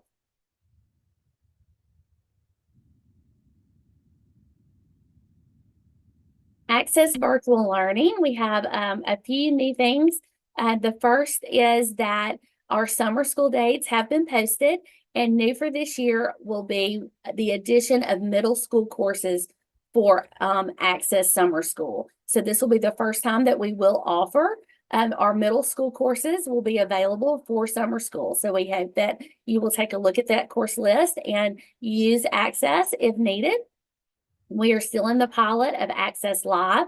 This is our our teledoc way to do on-demand support for our students. And so this is a great resource that we're hoping to roll out summer and then fully in the fall.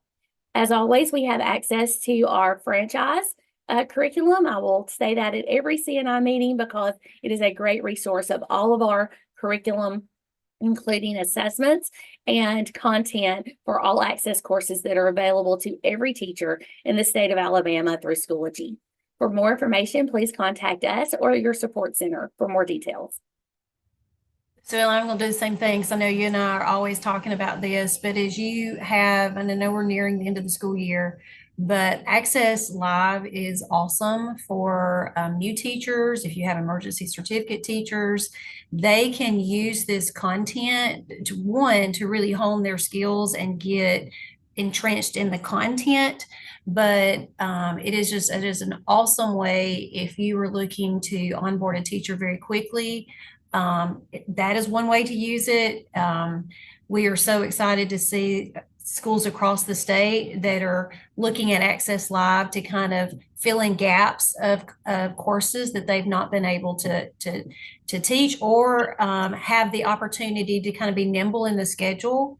So if you've not taken a chance to kind of dig into that, it is an awesome opportunity. Thank you, Dr. Shields.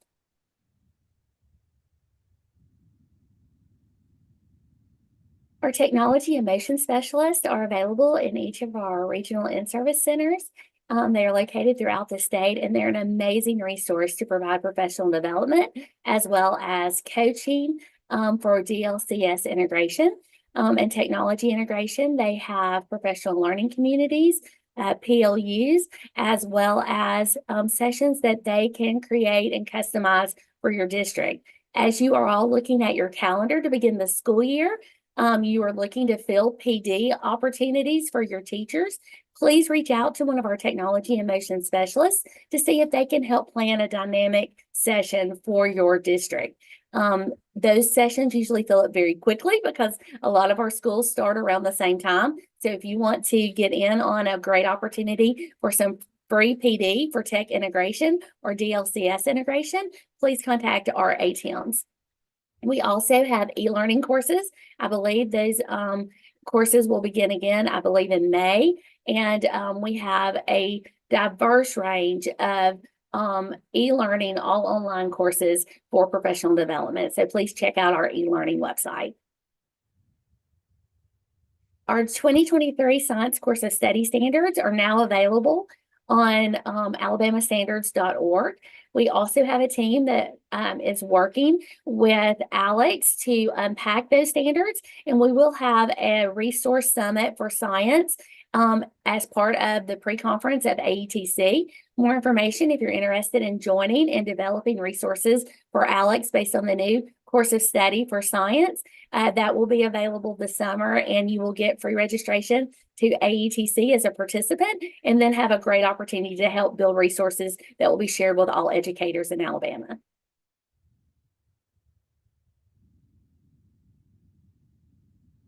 Last but not least, we had a record-breaking GEMS Expo. If you, as you're planning for next year, please encourage your teachers to work with a GEMS team to reach out. We had 5 locations and over 700 participants. At the very last GEMS Expo meeting in Dothan, one of the girls came up to me and said this was the second best day of the entire school year. And so I laughed and I said, that is awesome. What is the first best day? What are we competing against? And she said, oh, well, that's field day, but that's just because they have cotton candy. So I feel like if we had had cotton candy at the GEMS Expo, we would have been the best day of the school year for her. And so we just see so much excitement with our students at these events, and there is compensation and stipends available to help fund a team to attend. And so we really want to encourage you to encourage your teachers to participate in this great opportunity. If you want to scan this QR code, it will it can add my information to your contacts in your phone, which will also link you to all of our resources for educational technology. And so that includes our digital binder as well as other information. You're welcome to contact us at any time. And if we can be of assistance, we are more than happy to help. Are there any questions?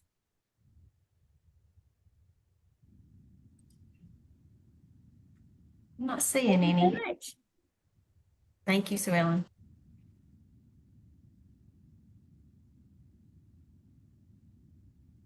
Good afternoon. Oh, it's not afternoon yet. Good morning, everyone. I hope you all are able to hear me.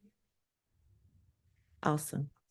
Just here to bring the latest and the greatest from the Office of Mathematics Improvement to include, first of all, evidence-based mathematics teaching practices. They are coming soon. That's one of the hallmarks of the Alabama Numeracy Act, is that every elementary teacher teaching grades K through 5 will use the evidence-based mathematics teaching practices that are recommended by the Elementary Math Task Force. The task force has recommended a group of practices, and we're super excited to share those with you. We're in the process of developing a plan to roll those out.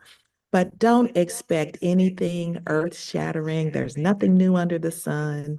It's really some very familiar practices such as feedback, assessment, mathematics vocabulary, multimodal instruction. Those are just some examples of the practices that you'll see. For all of those schools that will be receiving a coach this year for the very first time, that's funded by the state. We're so grateful to our legislature for the Numeracy Act and for providing these funds. If your school will receive a math coach for the very first time, we are inviting all principals to attend this workshop called Paving the Way. It is specifically for those administrators who will receive a math coach funded by the state for the first time. And I say that over and over because whether you do not have a coach in your building now, or if that coach has not been funded by the state, it is important that those principals attend so that they are aware of the expectations according to the law. There are 6 locations across the state beginning on April 29th. Hopefully you've seen this flyer. Please check in with your regional coordinator. If you have any questions, sign up in PowerSchool. We are working on the next iteration of our summer curricula. The law states that those students who need support and extended learning in the summer months in grades 4 and 5 should have a curriculum that's based in problem solving. And so the Office of Mathematics Improvement really stepped up and created this curriculum. Last year, it was entitled Fun Zone. This year, it's called Math is an Art. And we are super excited to roll this curriculum out. Again, reach out to your regional coordinator for training information. Of course, the standards stay the same, but it just has a different focus. And we are excited to partner with different agencies across the state. Thanks to Andy Meadows, who's the arts coordinator for the state, for connecting us with these organizations. We are super excited about this curriculum. You've already heard about the summer resources. We're glad to be a partner in creating the guidance for summer programming for this year. And Also available this summer through the regional in-service centers and the Office of Mathematics Improvement are these two modules. One is an Everyone Counts session. So those were provided during the school year. If for some reason there is a principal on the line, or if you're working with a principal that is wanting to attend these sessions for the PLU, 3 sessions are required. But if for some reason life intervened and the principal was only able to get to 2 of those sessions, please sign up through Power School through each in-service region to take this final session. Everyone counts. And also for those who would love a Numeracy Act overview, that will be available this summer as well. The Numeracy Act states that every LEA shall report in 10 different areas by September 30th. So I want to take a little bit of time and go through those 10 reports. Some of them will yield information, and we'll talk about the source of that data and how it will be uploaded, and others will not for a variety of reasons. So your math benchmark assessment, those assessments that you're given 3 times a year, so that final assessment that's given at the end of the year, that should be uploaded through the Power School Numeracy tab. Thanks so much to Stacy Worcer. She and I have been working on this. She has really worked to ensure that this numeracy tab will be available so that these reports will be super easy for you to produce. So upload that information through the Power School Numeracy tab. So the Elementary Mathematics Task Force has yet to recommend resources to identify or possibly identify dyscalculia in students. So that information will not be reported for this school year.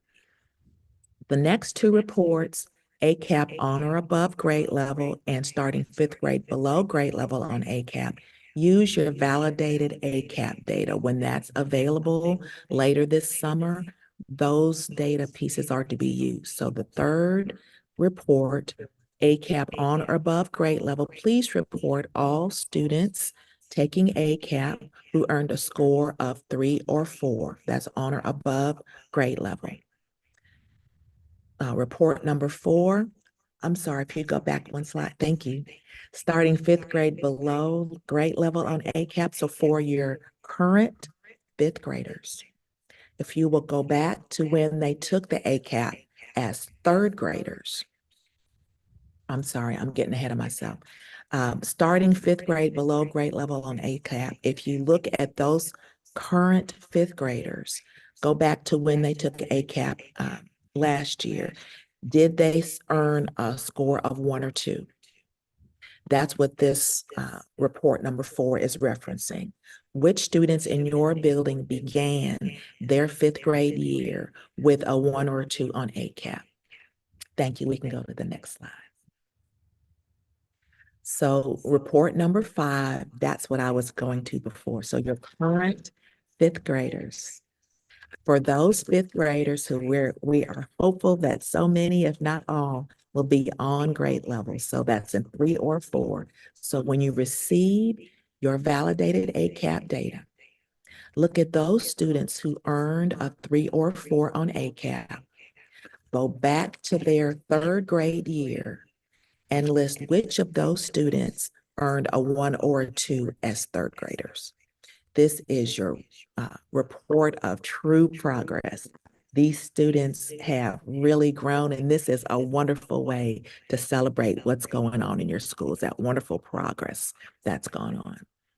Eligible students invited and who attended their summer math program, we just need to know how many were invited and how many attended through that Power School Numeracy tab, and overall how many were retained for a math deficiency.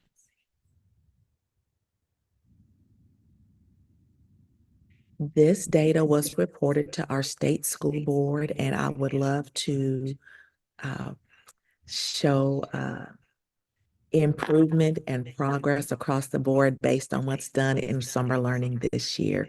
So please, please, please ensure that this data is placed into PowerSchool for all students in grades K through 5. So this represents students who had a pre-test and a post-test. So now the pre-test will be the same as your end of the year benchmark assessment. So from that data through the 4th assessment, which is given after your students have had the rich and rigorous instruction that's been available during summer learning. And you can see this is super exciting news. Every single grade level noted improvement. And honestly, even if there was a 0, that means that there was no regression. But the fact that every single grade level at least has some positive growth, that again is a testament to the wonderful work that is going on in your schools. So please, please, please put this information in PowerSchool so we can report to our state school board and all of our stakeholders just the wonderful work that's going on across the state.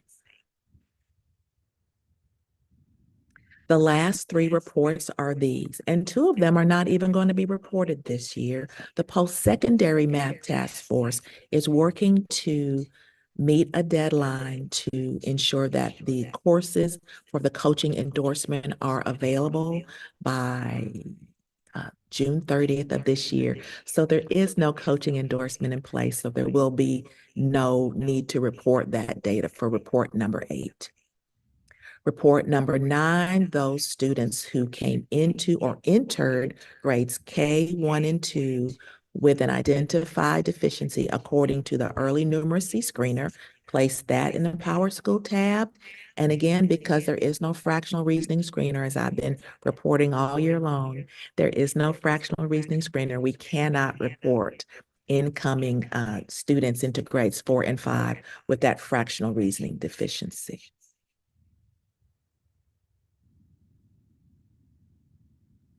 Dr. Anderson, we did have a question in the chat regarding, is the numeracy tab currently available in PowerSchool? I do not believe the numeracy tab is currently available. If Stacy Worster is on the line, she'll provide some additional data there. I do not believe it is available at this time. Thank you.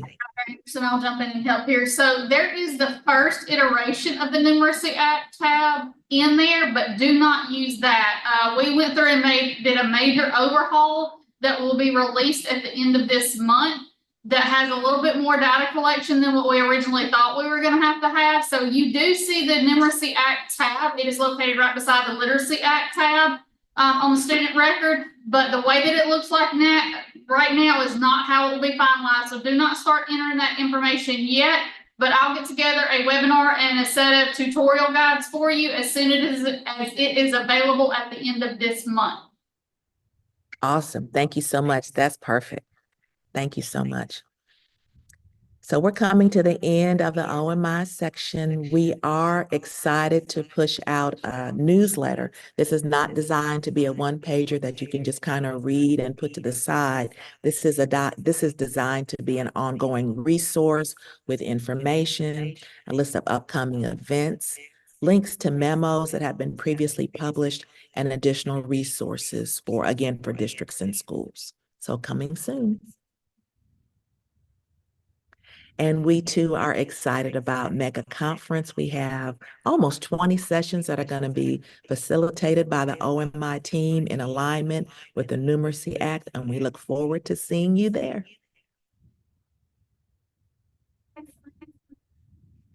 Please use the QR code on the left to access resources that are on our OMI Padlet. Once the Math is an Art curricula is available, you will find it at this link. Last year's curricula, Fun Zone, you can find at this link as well. And the QR code to the right is for my contact information. What we say in the Office of Mathematics Improvement is everything that we do, we are better together. Thank you to all of you for everything that you have done for our students across the state. And please let me know if there are any questions at this time.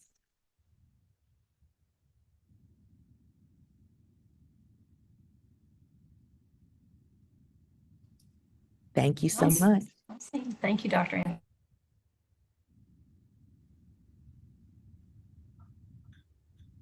Good morning. My name is Sherry Winningham, and I have recently joined the Special Education Services section of the State Department as a Power School Special Programs Technical Coach. I'd like to share some information with you this morning on the relationship between students with IEPs and Access Virtual Learning. We've had a lot of confusion in the last several months, probably over the year, about how to get IEPs to Access teachers. And this information was given out when we first started Power School.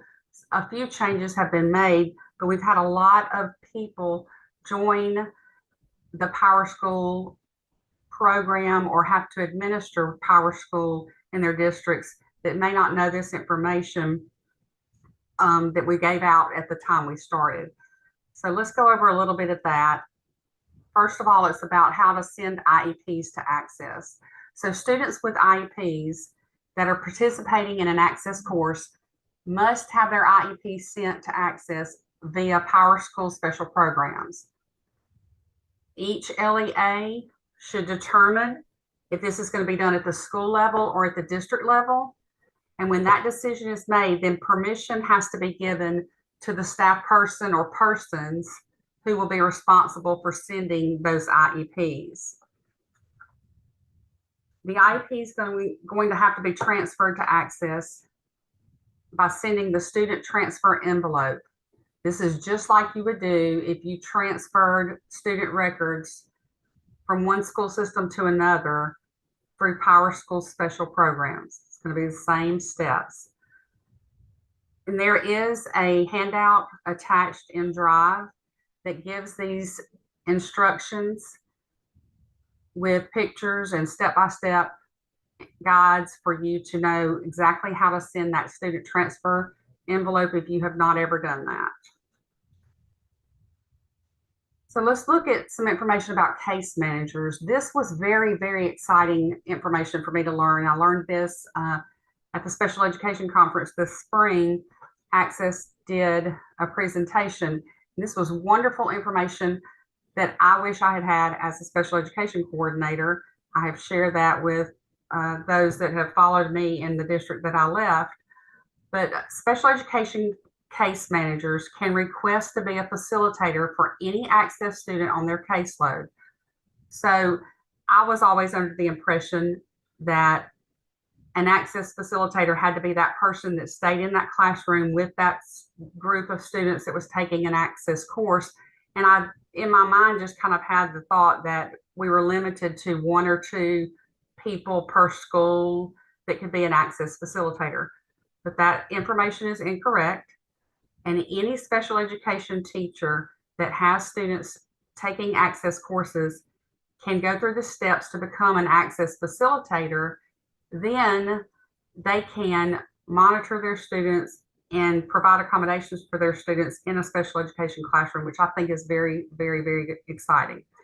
Facilitators are going to have an Access account in Schoology. Some of the benefits of being an Access facilitator is that you can monitor the coursework that's completed by the students, and it's linked to that Access facilitator student dashboard. You can also check the coursework for accommodations. That would be something that the special education teacher could do, which is very exciting. And then the Access facilitator, which in the discussion that we're having, may be the special education case manager, can communicate directly with that Access teacher through the Schoology Messenger. So that cuts out a lot of the special education teacher having to go to the Access facilitator who has to go to the Access teacher and then back for those steps. So that helps the special education teacher have a more direct line with the Access teacher to make sure that accommodations are being provided for those special education students. So let's look at some of the steps that are required to become an Access facilitator. You're going to have to complete online training. Next, you're also going to have to take a course in Schoology. And then you're going to have to contact the Access Support Center to have your name added to the school roster. So you've got that online training, you take that Schoology course, and then the third step, what I have always had to do with my access facilitators is have the school counselor make that contact between the Access Support Center and the teacher that's going to be the facilitator, so that you can make sure that they get on the roster correctly. So I would just go on that step 3, go to the local school counselor and have them make sure that you're getting on that roster to be assigned as an access facilitator. So Access Support has 3 centers in the state of Alabama. We have the northern section, which is in connection with the Madison City Access Support Center. Middle section of the state is the University of Alabama Support Center. And then the southern part of the state is the Troy Support Center. Also, if you have further questions and you can't reach any of those, there is an email address that you can contact to ask questions, and that's at Schoology Enrollments at ALSDE if you need further assistance. So if you're not sure what Access Support Center your school system is assigned to, the map on the left has it broken down, and you can see which support center you need to contact if you have questions. So to help us eliminate some confusion and to help access teachers better understand the accommodations that are listed in a student's IEP, we have some guidelines just to offer support. These are not all inclusive, so these are just some things to consider. So special education teachers are allowed to help with accommodations if they have a special education student that is fully virtual. They can do that through WebEx or Zoom meetings, access emails, phone calls, and they can meet with the student at the school if it's needed to make sure that accommodations are being provided. And that's the number one thing, is just make sure those accommodations are being provided for those special education students that are taking access courses. Also, students that are taking access courses that attend the school campus, the special education teachers have to make sure that those accommodations are being provided based on their IEP. And we're going to talk a little bit about accommodations and how to make sure that we list those accommodations in an IEP. So some other guidelines to use when adding accommodations to a student's IEP. There's some accommodations that are not applicable in access. Of course, you can write them in there, but it's not needed. Those examples of some of those things would be preferential seating. So when you're writing accommodations in an IEP, consider the fact that you are talking to the access teacher. What does that access teacher, who is behind the scenes, what do they need to do to provide accommodations for that student in that class? So if you write preferential seating, the access teacher is not responsible for that. So I'll talk about where we could put that in a minute.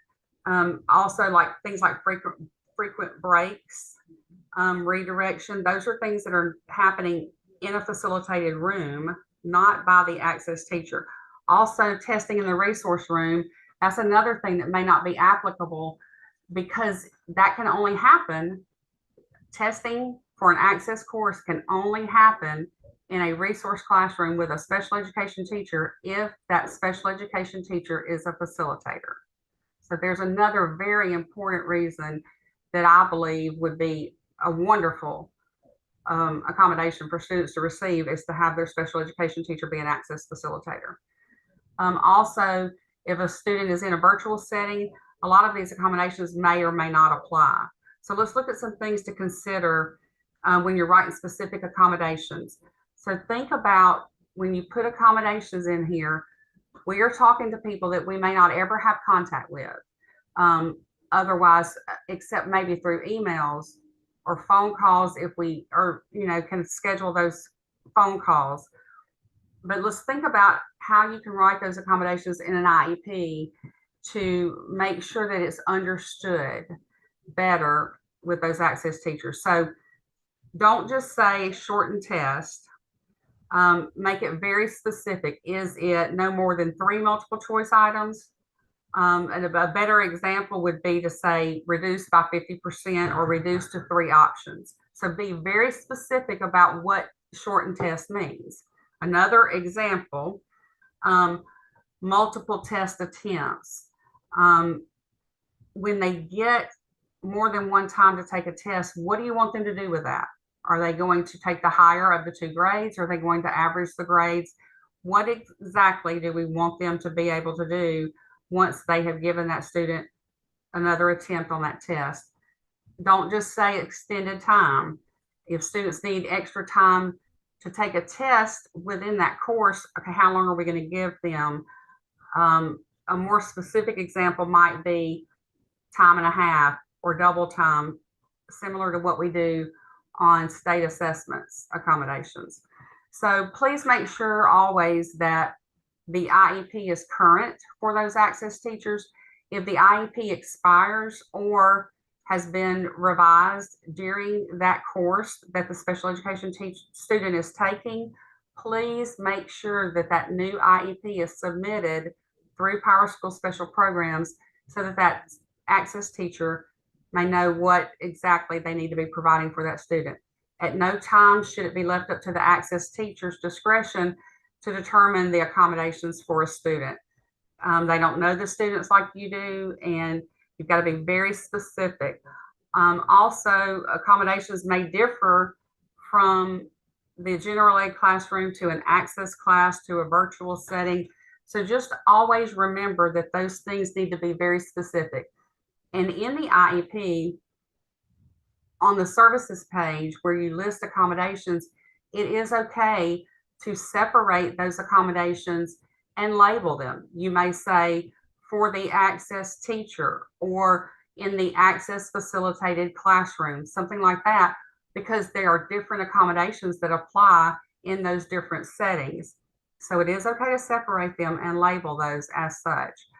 The access support teachers, staff at the support center or the teachers are always happy to attend meetings for IEP students. So if you need them to participate in an IEP meeting, they can easily do that virtually if you make sure that you schedule that when it's a time that they can be there. And they will come in person if you give them enough notice to make sure that they can arrange their schedule to be there. Some more specific examples are allowing a student to retake or make corrections on an assessment with scores below 60 if they completed their classwork and homework before the assessment. So just be very specific. That's the message. And then some examples of accommodations that are already built into Access. 2 attempts, because per Access policy, on every assignment and every assessment, they have the opportunity to take that grade twice. So that's already built in. It's okay if you write it, it's just already built in. Another thing that's already built in is copies of study guides. That's a common accommodation that we put in IEPs. And in Access, they're going to have access to everything in writing, and they'll be able to print that out. Read alouds is also already built in if they are using a Chromebook and they have those extensions. Some accommodations that the LEA is going to be responsible for is that preferential seating, because that's going to happen in that facilitated classroom on their campus. Redirection, again, that would be in that facilitated classroom. Read alouds would be the responsibility of the LEA if they're using a device that does not support an extension for read aloud. Adequate classroom time, communication with parents, small groups, those are all things that the LEA is responsible for doing. So the overall message there when you're adding accommodations to a student's IEP is just to please be very specific. Don't leave it up to the Access teacher to interpret what you mean by the accommodations listed for them to provide for those students. Also, there's not a slide for this one, Dr. Shields, but I just want to take the opportunity to piggyback a little bit on what Sue Ellen said earlier about the assistive technology pre-conference. Special Education Services is going to host an assistive technology pre-conference at the Alabama Educational Technical Conference. That's in the pre-conference will be June 17th through the 19th. So the Alabama Department of Rehabilitation Services is going to lead that pre-conference.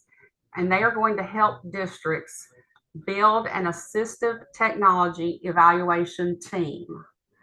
So they're going to help us put together a team to do assistive technology evaluations. And they're going to tell us exactly how to implement that, help us connect with the services that we need to provide for students with assistive technology needs. So to me, as a special education coordinator, that would have been so wonderful for me, because you have to go out and find someone to do those assistive technology evaluations. And a lot of times, like almost everything else that we have to do in that area, when we're looking for evaluations, you're waiting months and months to get those evaluations.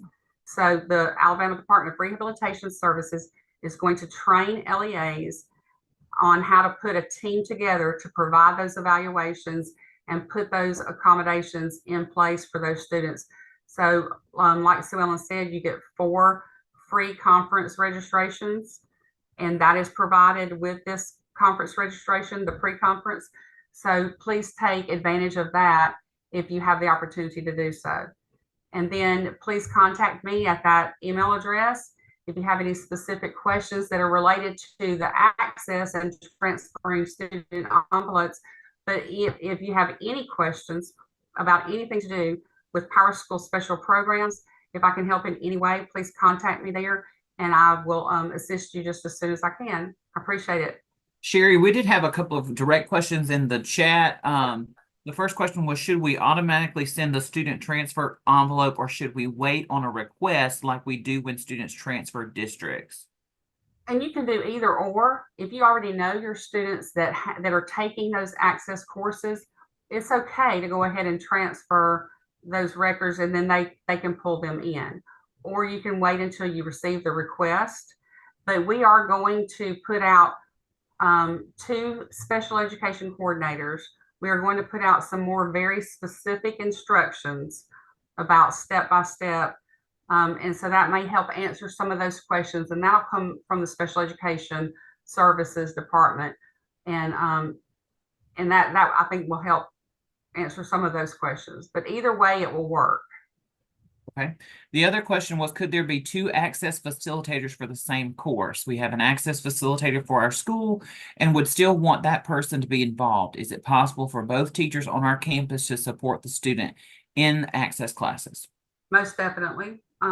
So each school can actually have as many facilitators as they want to have. And then you're going to tell the Access Support Center what teachers to assign to that student for that course. So I would imagine it would be, you may have in one course, you might have, let's just say, 5 different special education students in one physical science class, just for an example. But you may have 2 case managers. One has these students on her caseload, and this one has these on her caseload, and they're all in the same course in access. So it's okay that more than one facilitator is assigned to that course to take care of their students. And you're going to tell the Access Support Center which students to connect that access facilitator to.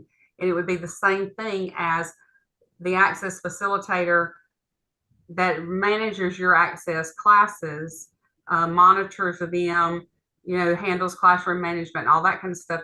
You would have that person assigned to that course, and then you would have a case manager assigned to it, and you may have a second case manager. So that is okay.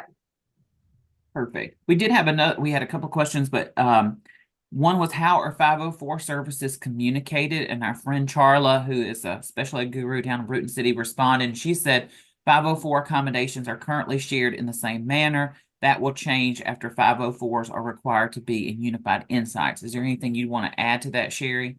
Well, we will, 504s, if they are not writing 504s in special programs, the 504 will need to be uploaded into special programs, and then it will need to be transferred in the same manner that the IEP is transferred. And again, some more specific information will come about that as well. But yes, it does go in the same manner. Perfect. And then Charla asked, can anyone Oh, no, she mentioned anyone can do an assistive technology evaluation. Many of us were trained around 2009, 2010. Right. This And is just to help districts that don't have that training. Of course, anyone can do it, but it helps when you have some education behind you or some guidance behind you to know what resources to pull from. And so it's just something to put into place to help districts understand that they can provide these evaluations and give them the resources to be able to do so and feel more comfortable doing it. Perfect. That's all the questions we have in the chat. Just want to interject too. I went ahead and created breakout rooms so that when we are finished, I thought, well, I'll try to do a virtual table. So if you do have some very specific questions for anyone that's presented at the end, when we conclude, you can just click on, I want to talk to Bonnie, I want to talk to Sue Ellen. If you've got some that are like uber specific or just general. I mean, if you just want to join a chat with any of the folks that have presented today, you'll have an opportunity to do that. So with that, I'm going to pass it on to Anna. Yes, thank you, ma'am.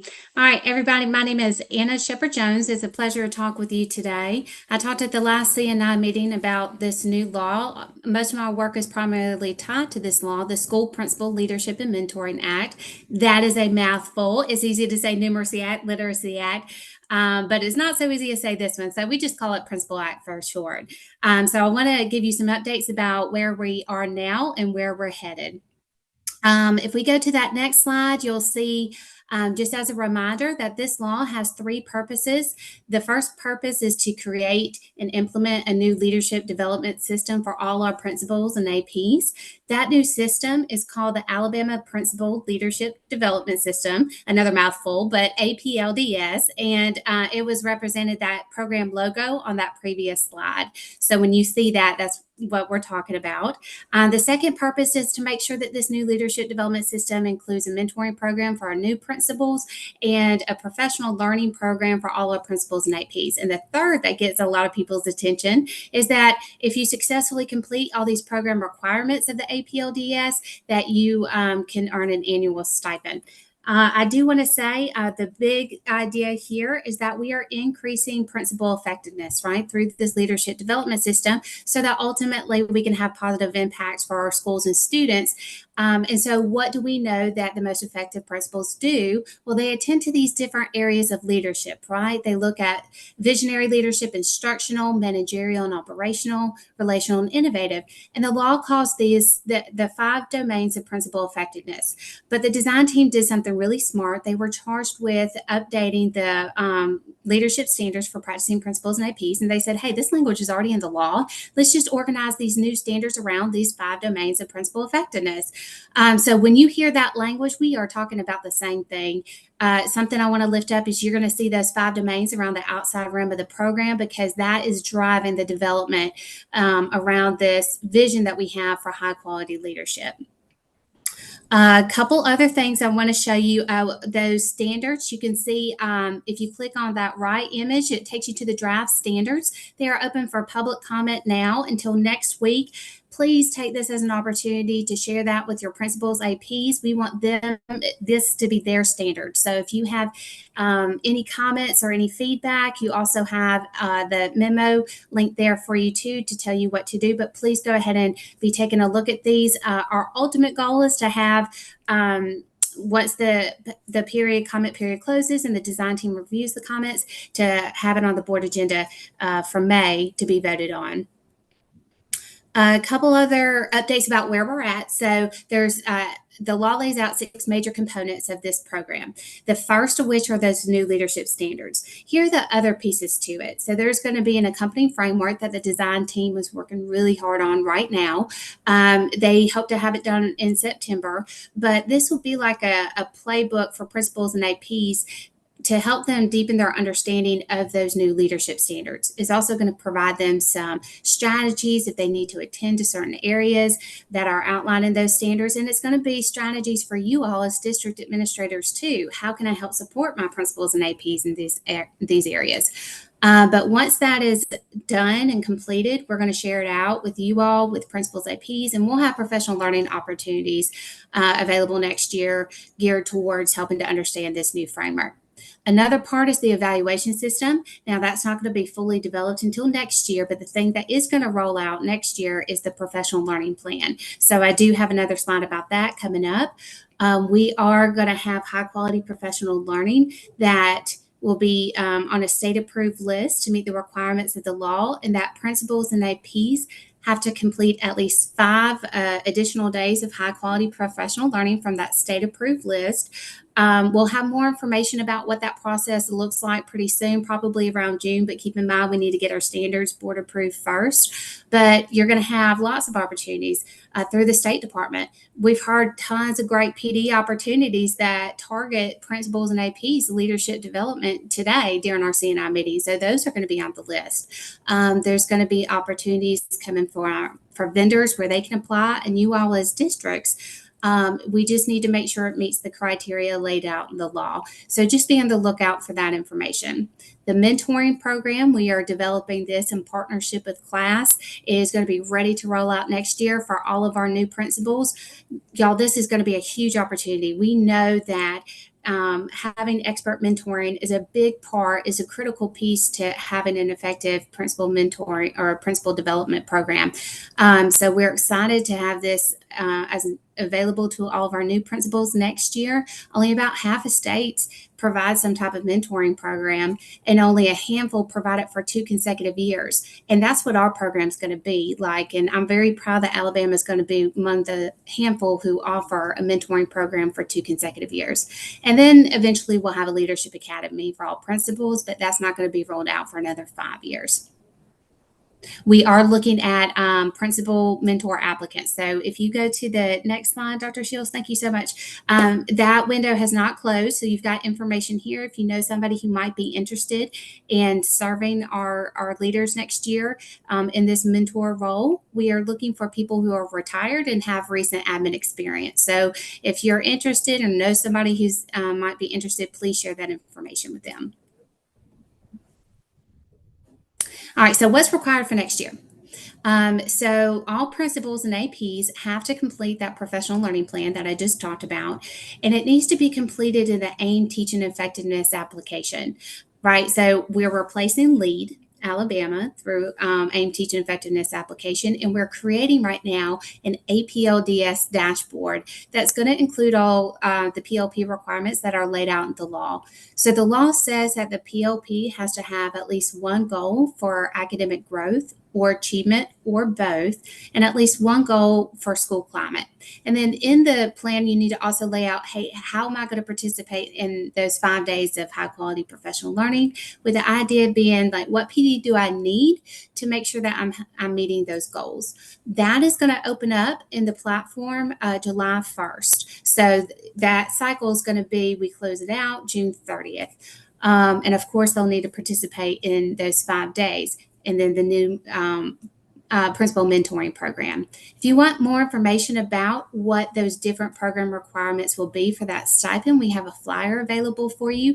Just know that this is something that's going to be built out over 5 years. So it's kind of a rollout over time. But these are the requirements for next year to get that annual stipend. And as a reminder, principals can get up to $15,000 if they serve at select schools, and then APs can get up to half that, $7,500. And then I just want to point out some of the resources we have. This is very new, and so we're trying to communicate this information as it's being developed and created by the design team. So please keep going back and checking out that FAQ document. It was updated just yesterday, so that's one I would flag and keep checking back with. And if you want an overview of what the principal act is and this new leadership development system, we've created about a 6.5-minute video for you. Please share that out with your superintendents, your principals and APs, and start raising their awareness as well. And And then we're doing some in-person sessions. So we're going to be hitting the road over the next couple of months. And we're doing this through the RIC directors. So if you need more information, please reach out to them. But you can click on that link to see a calendar of events and the professional learning course number. And if you need any of us to come out to your district, talk with your principals, your APs, maybe even your superintendent, hey, that's why we're here. We want to make sure that you feel confident in rolling this out because it's a lot of things that are new. We're also going to be at several summer conferences. We're going to have sessions at Mega. We're going to be at Class. And we are going to be at AETC, and that's because there's a tech side of that with the AIM platform. So we're going to be offering sessions. So please talk to your technology coordinators so that everybody feels good about rolling that system out on the tech side as well.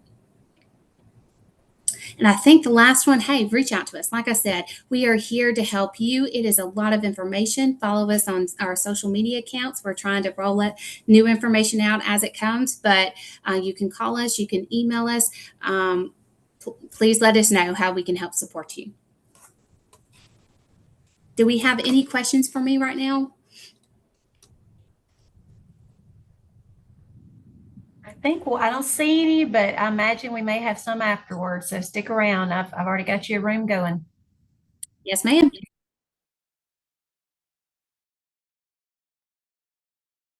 All right, good. Are we afternoon yet? Are we almost to afternoon? We're 5, 6, 7 minutes from afternoon. So we'll see if we can wrap this up so that we can have any individual meetings. We can head to the next slide, Dr. Shields. First thing that I want to draw to your attention is just the reminder that the data calendar does exist out there so that everybody can remember month by month all of the things that need to be entered inside of PowerSchool for all of our reporting deadlines. We are, I kind of couldn't believe it when I said it yesterday at the Troy CNI, but for districts that get out mid-May, we are a month away from the end of school, and that is crazy to think about. So April and May are going to be huge months as far as making sure we are prepping what we need with master scheduling, that in May you go through all of those checklists. You know, the big one on our seniors, have you entered in your FAFSA information? Have you entered in the civics information? All of those, you know, little checkpoints that can be easily overlooked. And so we put it all in one location for you. And if you're brand new to the position and aren't sure, well, what do I have to do to make sure the FAFSA information is entered? Each one of those blue hyperlinks will take you to either a YouTube video walking you through the process or a printable guide where you can print out and see exactly what to do step by step. So just some good notes and reminders that every district needs to be looking to make sure they wrap their head around everything that has to be done for end of year. I am updating the May portion now with the new addition of stuff in there for Numeracy Act. So as soon as that Numeracy Act page is updated and I get the new screenshots, I will film you a little short tutorial video as well as do you a step guide like I did for the Literacy Act. So you'll see how to input that information, because again, even though this information is not due to Bonnie and team until September, one of the things that I want to keep you aware of is that your most pertinent data entry persons are going to be your teachers for this information. They're the ones with the students in the classroom and have that page over there. Most districts that I have spoken with are going to have the teachers input that information before they leave for the end of school, because if you wait until after summer school to get that big lift inside of there, those kids have already rolled off that teacher's roster. And if you're in a feeder school, they've already rolled to another school. So then the other school would have to put that in or an admin pull back at the elementary school. So just be cognizant of end of year rollover and student movement, and make sure that you have a game plan for who's going to enter that information and when it is best for your district to enter it. Just because it's due in September doesn't mean you can't enter it earlier if you have the information already. I will also note that the financial literacy exam is already prepped and ready inside of PowerSchool for you. So even though you do not have to enter anything this year, I will be going ahead and placing in that document the directions on how to enter it in for students. It's going to mirror the civics exam. So for everybody who is familiar with how to enter the civics exam, you can do it individually on a student record, or you can do it in mass through a spreadsheet upload.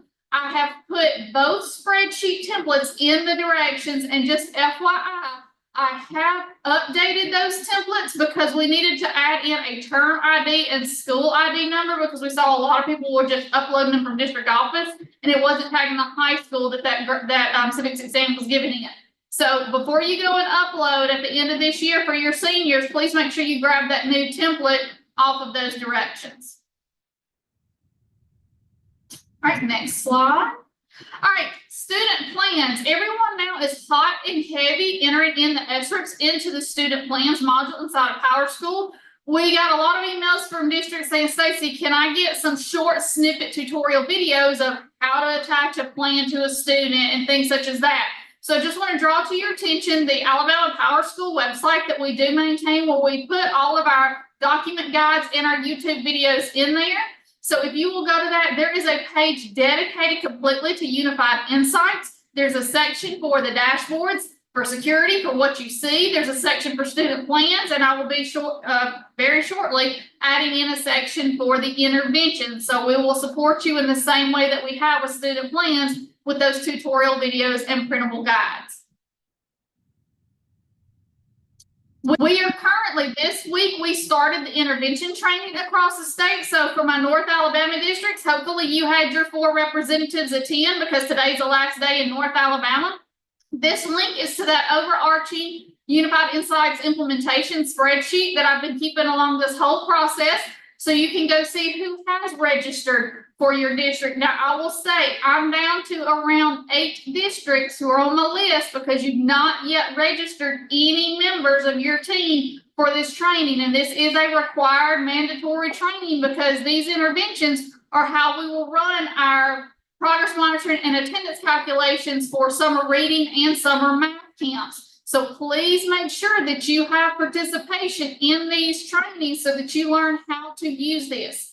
Now, at the training, you will not see our exact summer reading camp intervention or summer math camp intervention. We are holding those back and we've got some final tweaks to do on it. But as soon as the training has finished across the state, Bonnie, myself, and Karen Anderson are going to get together and we are going to give you the powerhouse of a webinar to show you both sides of it in its fidelity and tell you exactly what is expected as far as marking the goals inside of those interventions. So stay tuned. I know you're going to have a lot of questions and you might be tempted to ask the PowerSchool trainer who is training during these, but they're just really showing you how to use the functionality of the interventions piece. We will take all of those specific questions that you have for expectations and answer them for you during the webinar. So if there are any questions that you kind of are formulating as you're in the training, jot them down. If you want to go ahead and email them to me, because I can get with Bonnie and Karen and we can start an FAQ document as we go through this process. Remember, we are here to help and support. And I just want to say this and kind of put this out there. I've said it in all the in-person CNI meetings.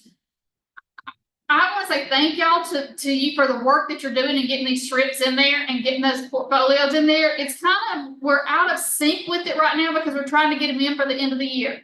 But guys, for next school year, when we are rolling during the normal year and you're having your PST meetings and you start integrating these into the PST meetings where they are done in real time, you are going to see that extra work that you're having to do now come off. You're really going to see it make a difference and make it easier for your team to make these notes, to see the progression of these students. So I just ask, keep bearing with us because I see the work that y'all are putting in and it is phenomenal and it is greatly appreciated. But it is going to get better as we roll more into this piece. So thank you.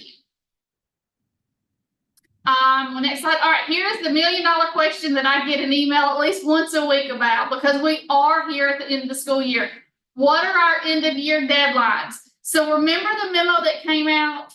It was way before I came here to the state. It was back when I was still in the district before we went to PowerSchool, where they said, all right, our reporting dates would always be the 3rd Friday in October and the 3rd Friday in June. So let's frame everything around that memo. And for this year, here's our calendar for June of 24. The 3rd Friday in June is June 21st. So that's our D-Day. That is our date to make sure all of our attendance is in PowerSchool incorrect because it's 7 o'clock at night on the 21st is when that last replication pool will come to our ODS server here and we will take that state snapshot. Now, working from that date backwards, there are some things that do have to happen before our snapshot. One of the biggest things is that end of year process that every district has to run in PowerSchool. It's a one button push. And that button push is what promotes, retains, and graduates your students inside of PowerSchool. So remember, you will not see your graduates hit the graduated status in the cohort portal until that end of year process is completed. So I tell everybody, the sooner in that window from the 11th through the 18th, you get a 1 week, the Tuesday to Tuesday before that deadline, to run that process. The sooner in that window you can run it, the more days you have to check your cohort to make sure nothing went wrong. Because yes, we are humans and some people make mistakes and they forgot to prep seniors a certain way. And maybe they've got a hand graduated then after that point. We want to make sure you have enough time to get any error corrections done in your processes before that 21st day. Now, there are 2 items that are essentially critical that they have to be completed before you do the rollover. One of them is your homeless data, which I'll get on my soapbox and say, remember, homeless data should be entered in real time, because when a kid is tagged as homeless, they automatically qualify as a direct certified student and receive free lunch. So if you're waiting until the end of the year to put your homeless data in, you're denying those kids of the free lunch that they are entitled to.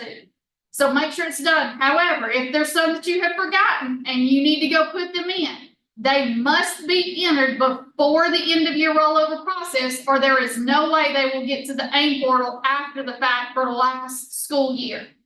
We have seen districts who have lost their funding because they did not have homeless entered in time. And once that end of year rollover is done, that's the point of no return.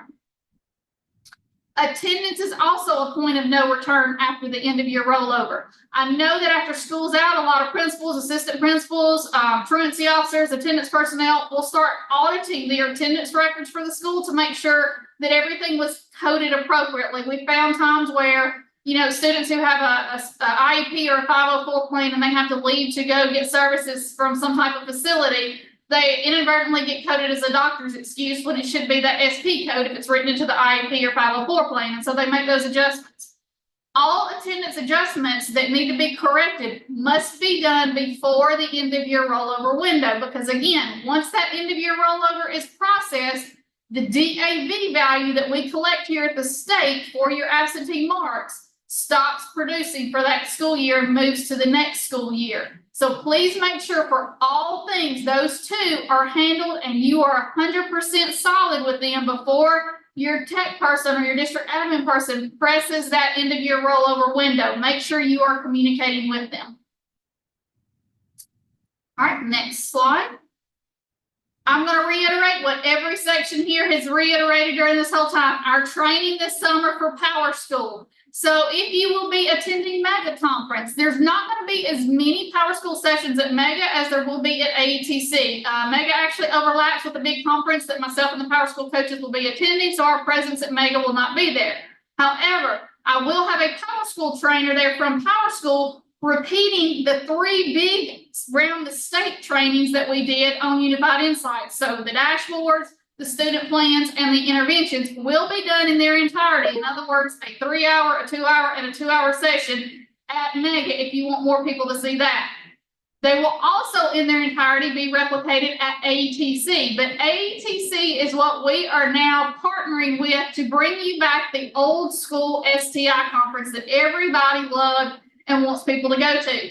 We're going to have almost 60 sessions on PowerSchool topics at AETC. So if you have a new counselor, a new registrar, a new assistant principal, somebody who lives inside of PowerSchool on a day-to-day basis that needs some training, that conference is going to be where you want to send them. I just sent out an email with a list of all of the session topics so that you can see what all we will be going over. Your special ed people, there's going to be a special ed track for special programs there. Your tech directors, I will have our customization people here on the state team, our DBAs from the state team here to help you with things such as your customizations that you would like to create, your imports and exports of your data to make sure that you're moving data from PowerSchool to maybe your CMP provider or your library provider, or whatever it is that you might be wanting to move that data to. So lots of support there, along with the same, how do I enroll students? How do I deal with discipline? How do I do a mid-year graduate? All of those topics will be covered. So the most bang for your buck is going to be at AETC. So I hope to see all of you there. And last but not least, our contact information. So remember that we do currently have 4 Power Schools coaches serving the state. Sherry is our newest one who is supporting everything special programs, and I cannot thank her enough for joining the team, because I can help you with the tech side of special programs, but I'll sure enough get you in trouble in trying to tell you what to put in an IEP, because I'm not special ed compliant. This old school math teacher knows nothing about special ed law and would always have to send your questions other places. So now we have someone who can do both. Be on the lookout for our April and May webinars. We still are holding a lot of webinars on scheduling, because everybody should be in the throes of master scheduling, especially for your high schools where you're using Power Scheduler, because those do need to be committed before the end of the year. We will be holding end of the year webinars, webinars on your 9-month collections. Please start checking that official state collection site now and cleaning up any errors so you don't have so much pressure on you in May. So we've included the link to professional learning so that you can see all of the sessions that we currently have for April, and we will be putting out May's sessions here shortly. So again, thank you all for the hard work that you do. It is greatly appreciated. Thank you, Stacy. All right, so as we close, mute, like there's a little better. As we close today, I want to make sure you have access to the slides. Thank you, Mr. Jones, for throwing in all those awesome links at the exact right time. But we wanted to give you an opportunity, like we do in the face-to-face, that if you have some additional questions, I'm just going to hit a button and you just go to the room of your choice.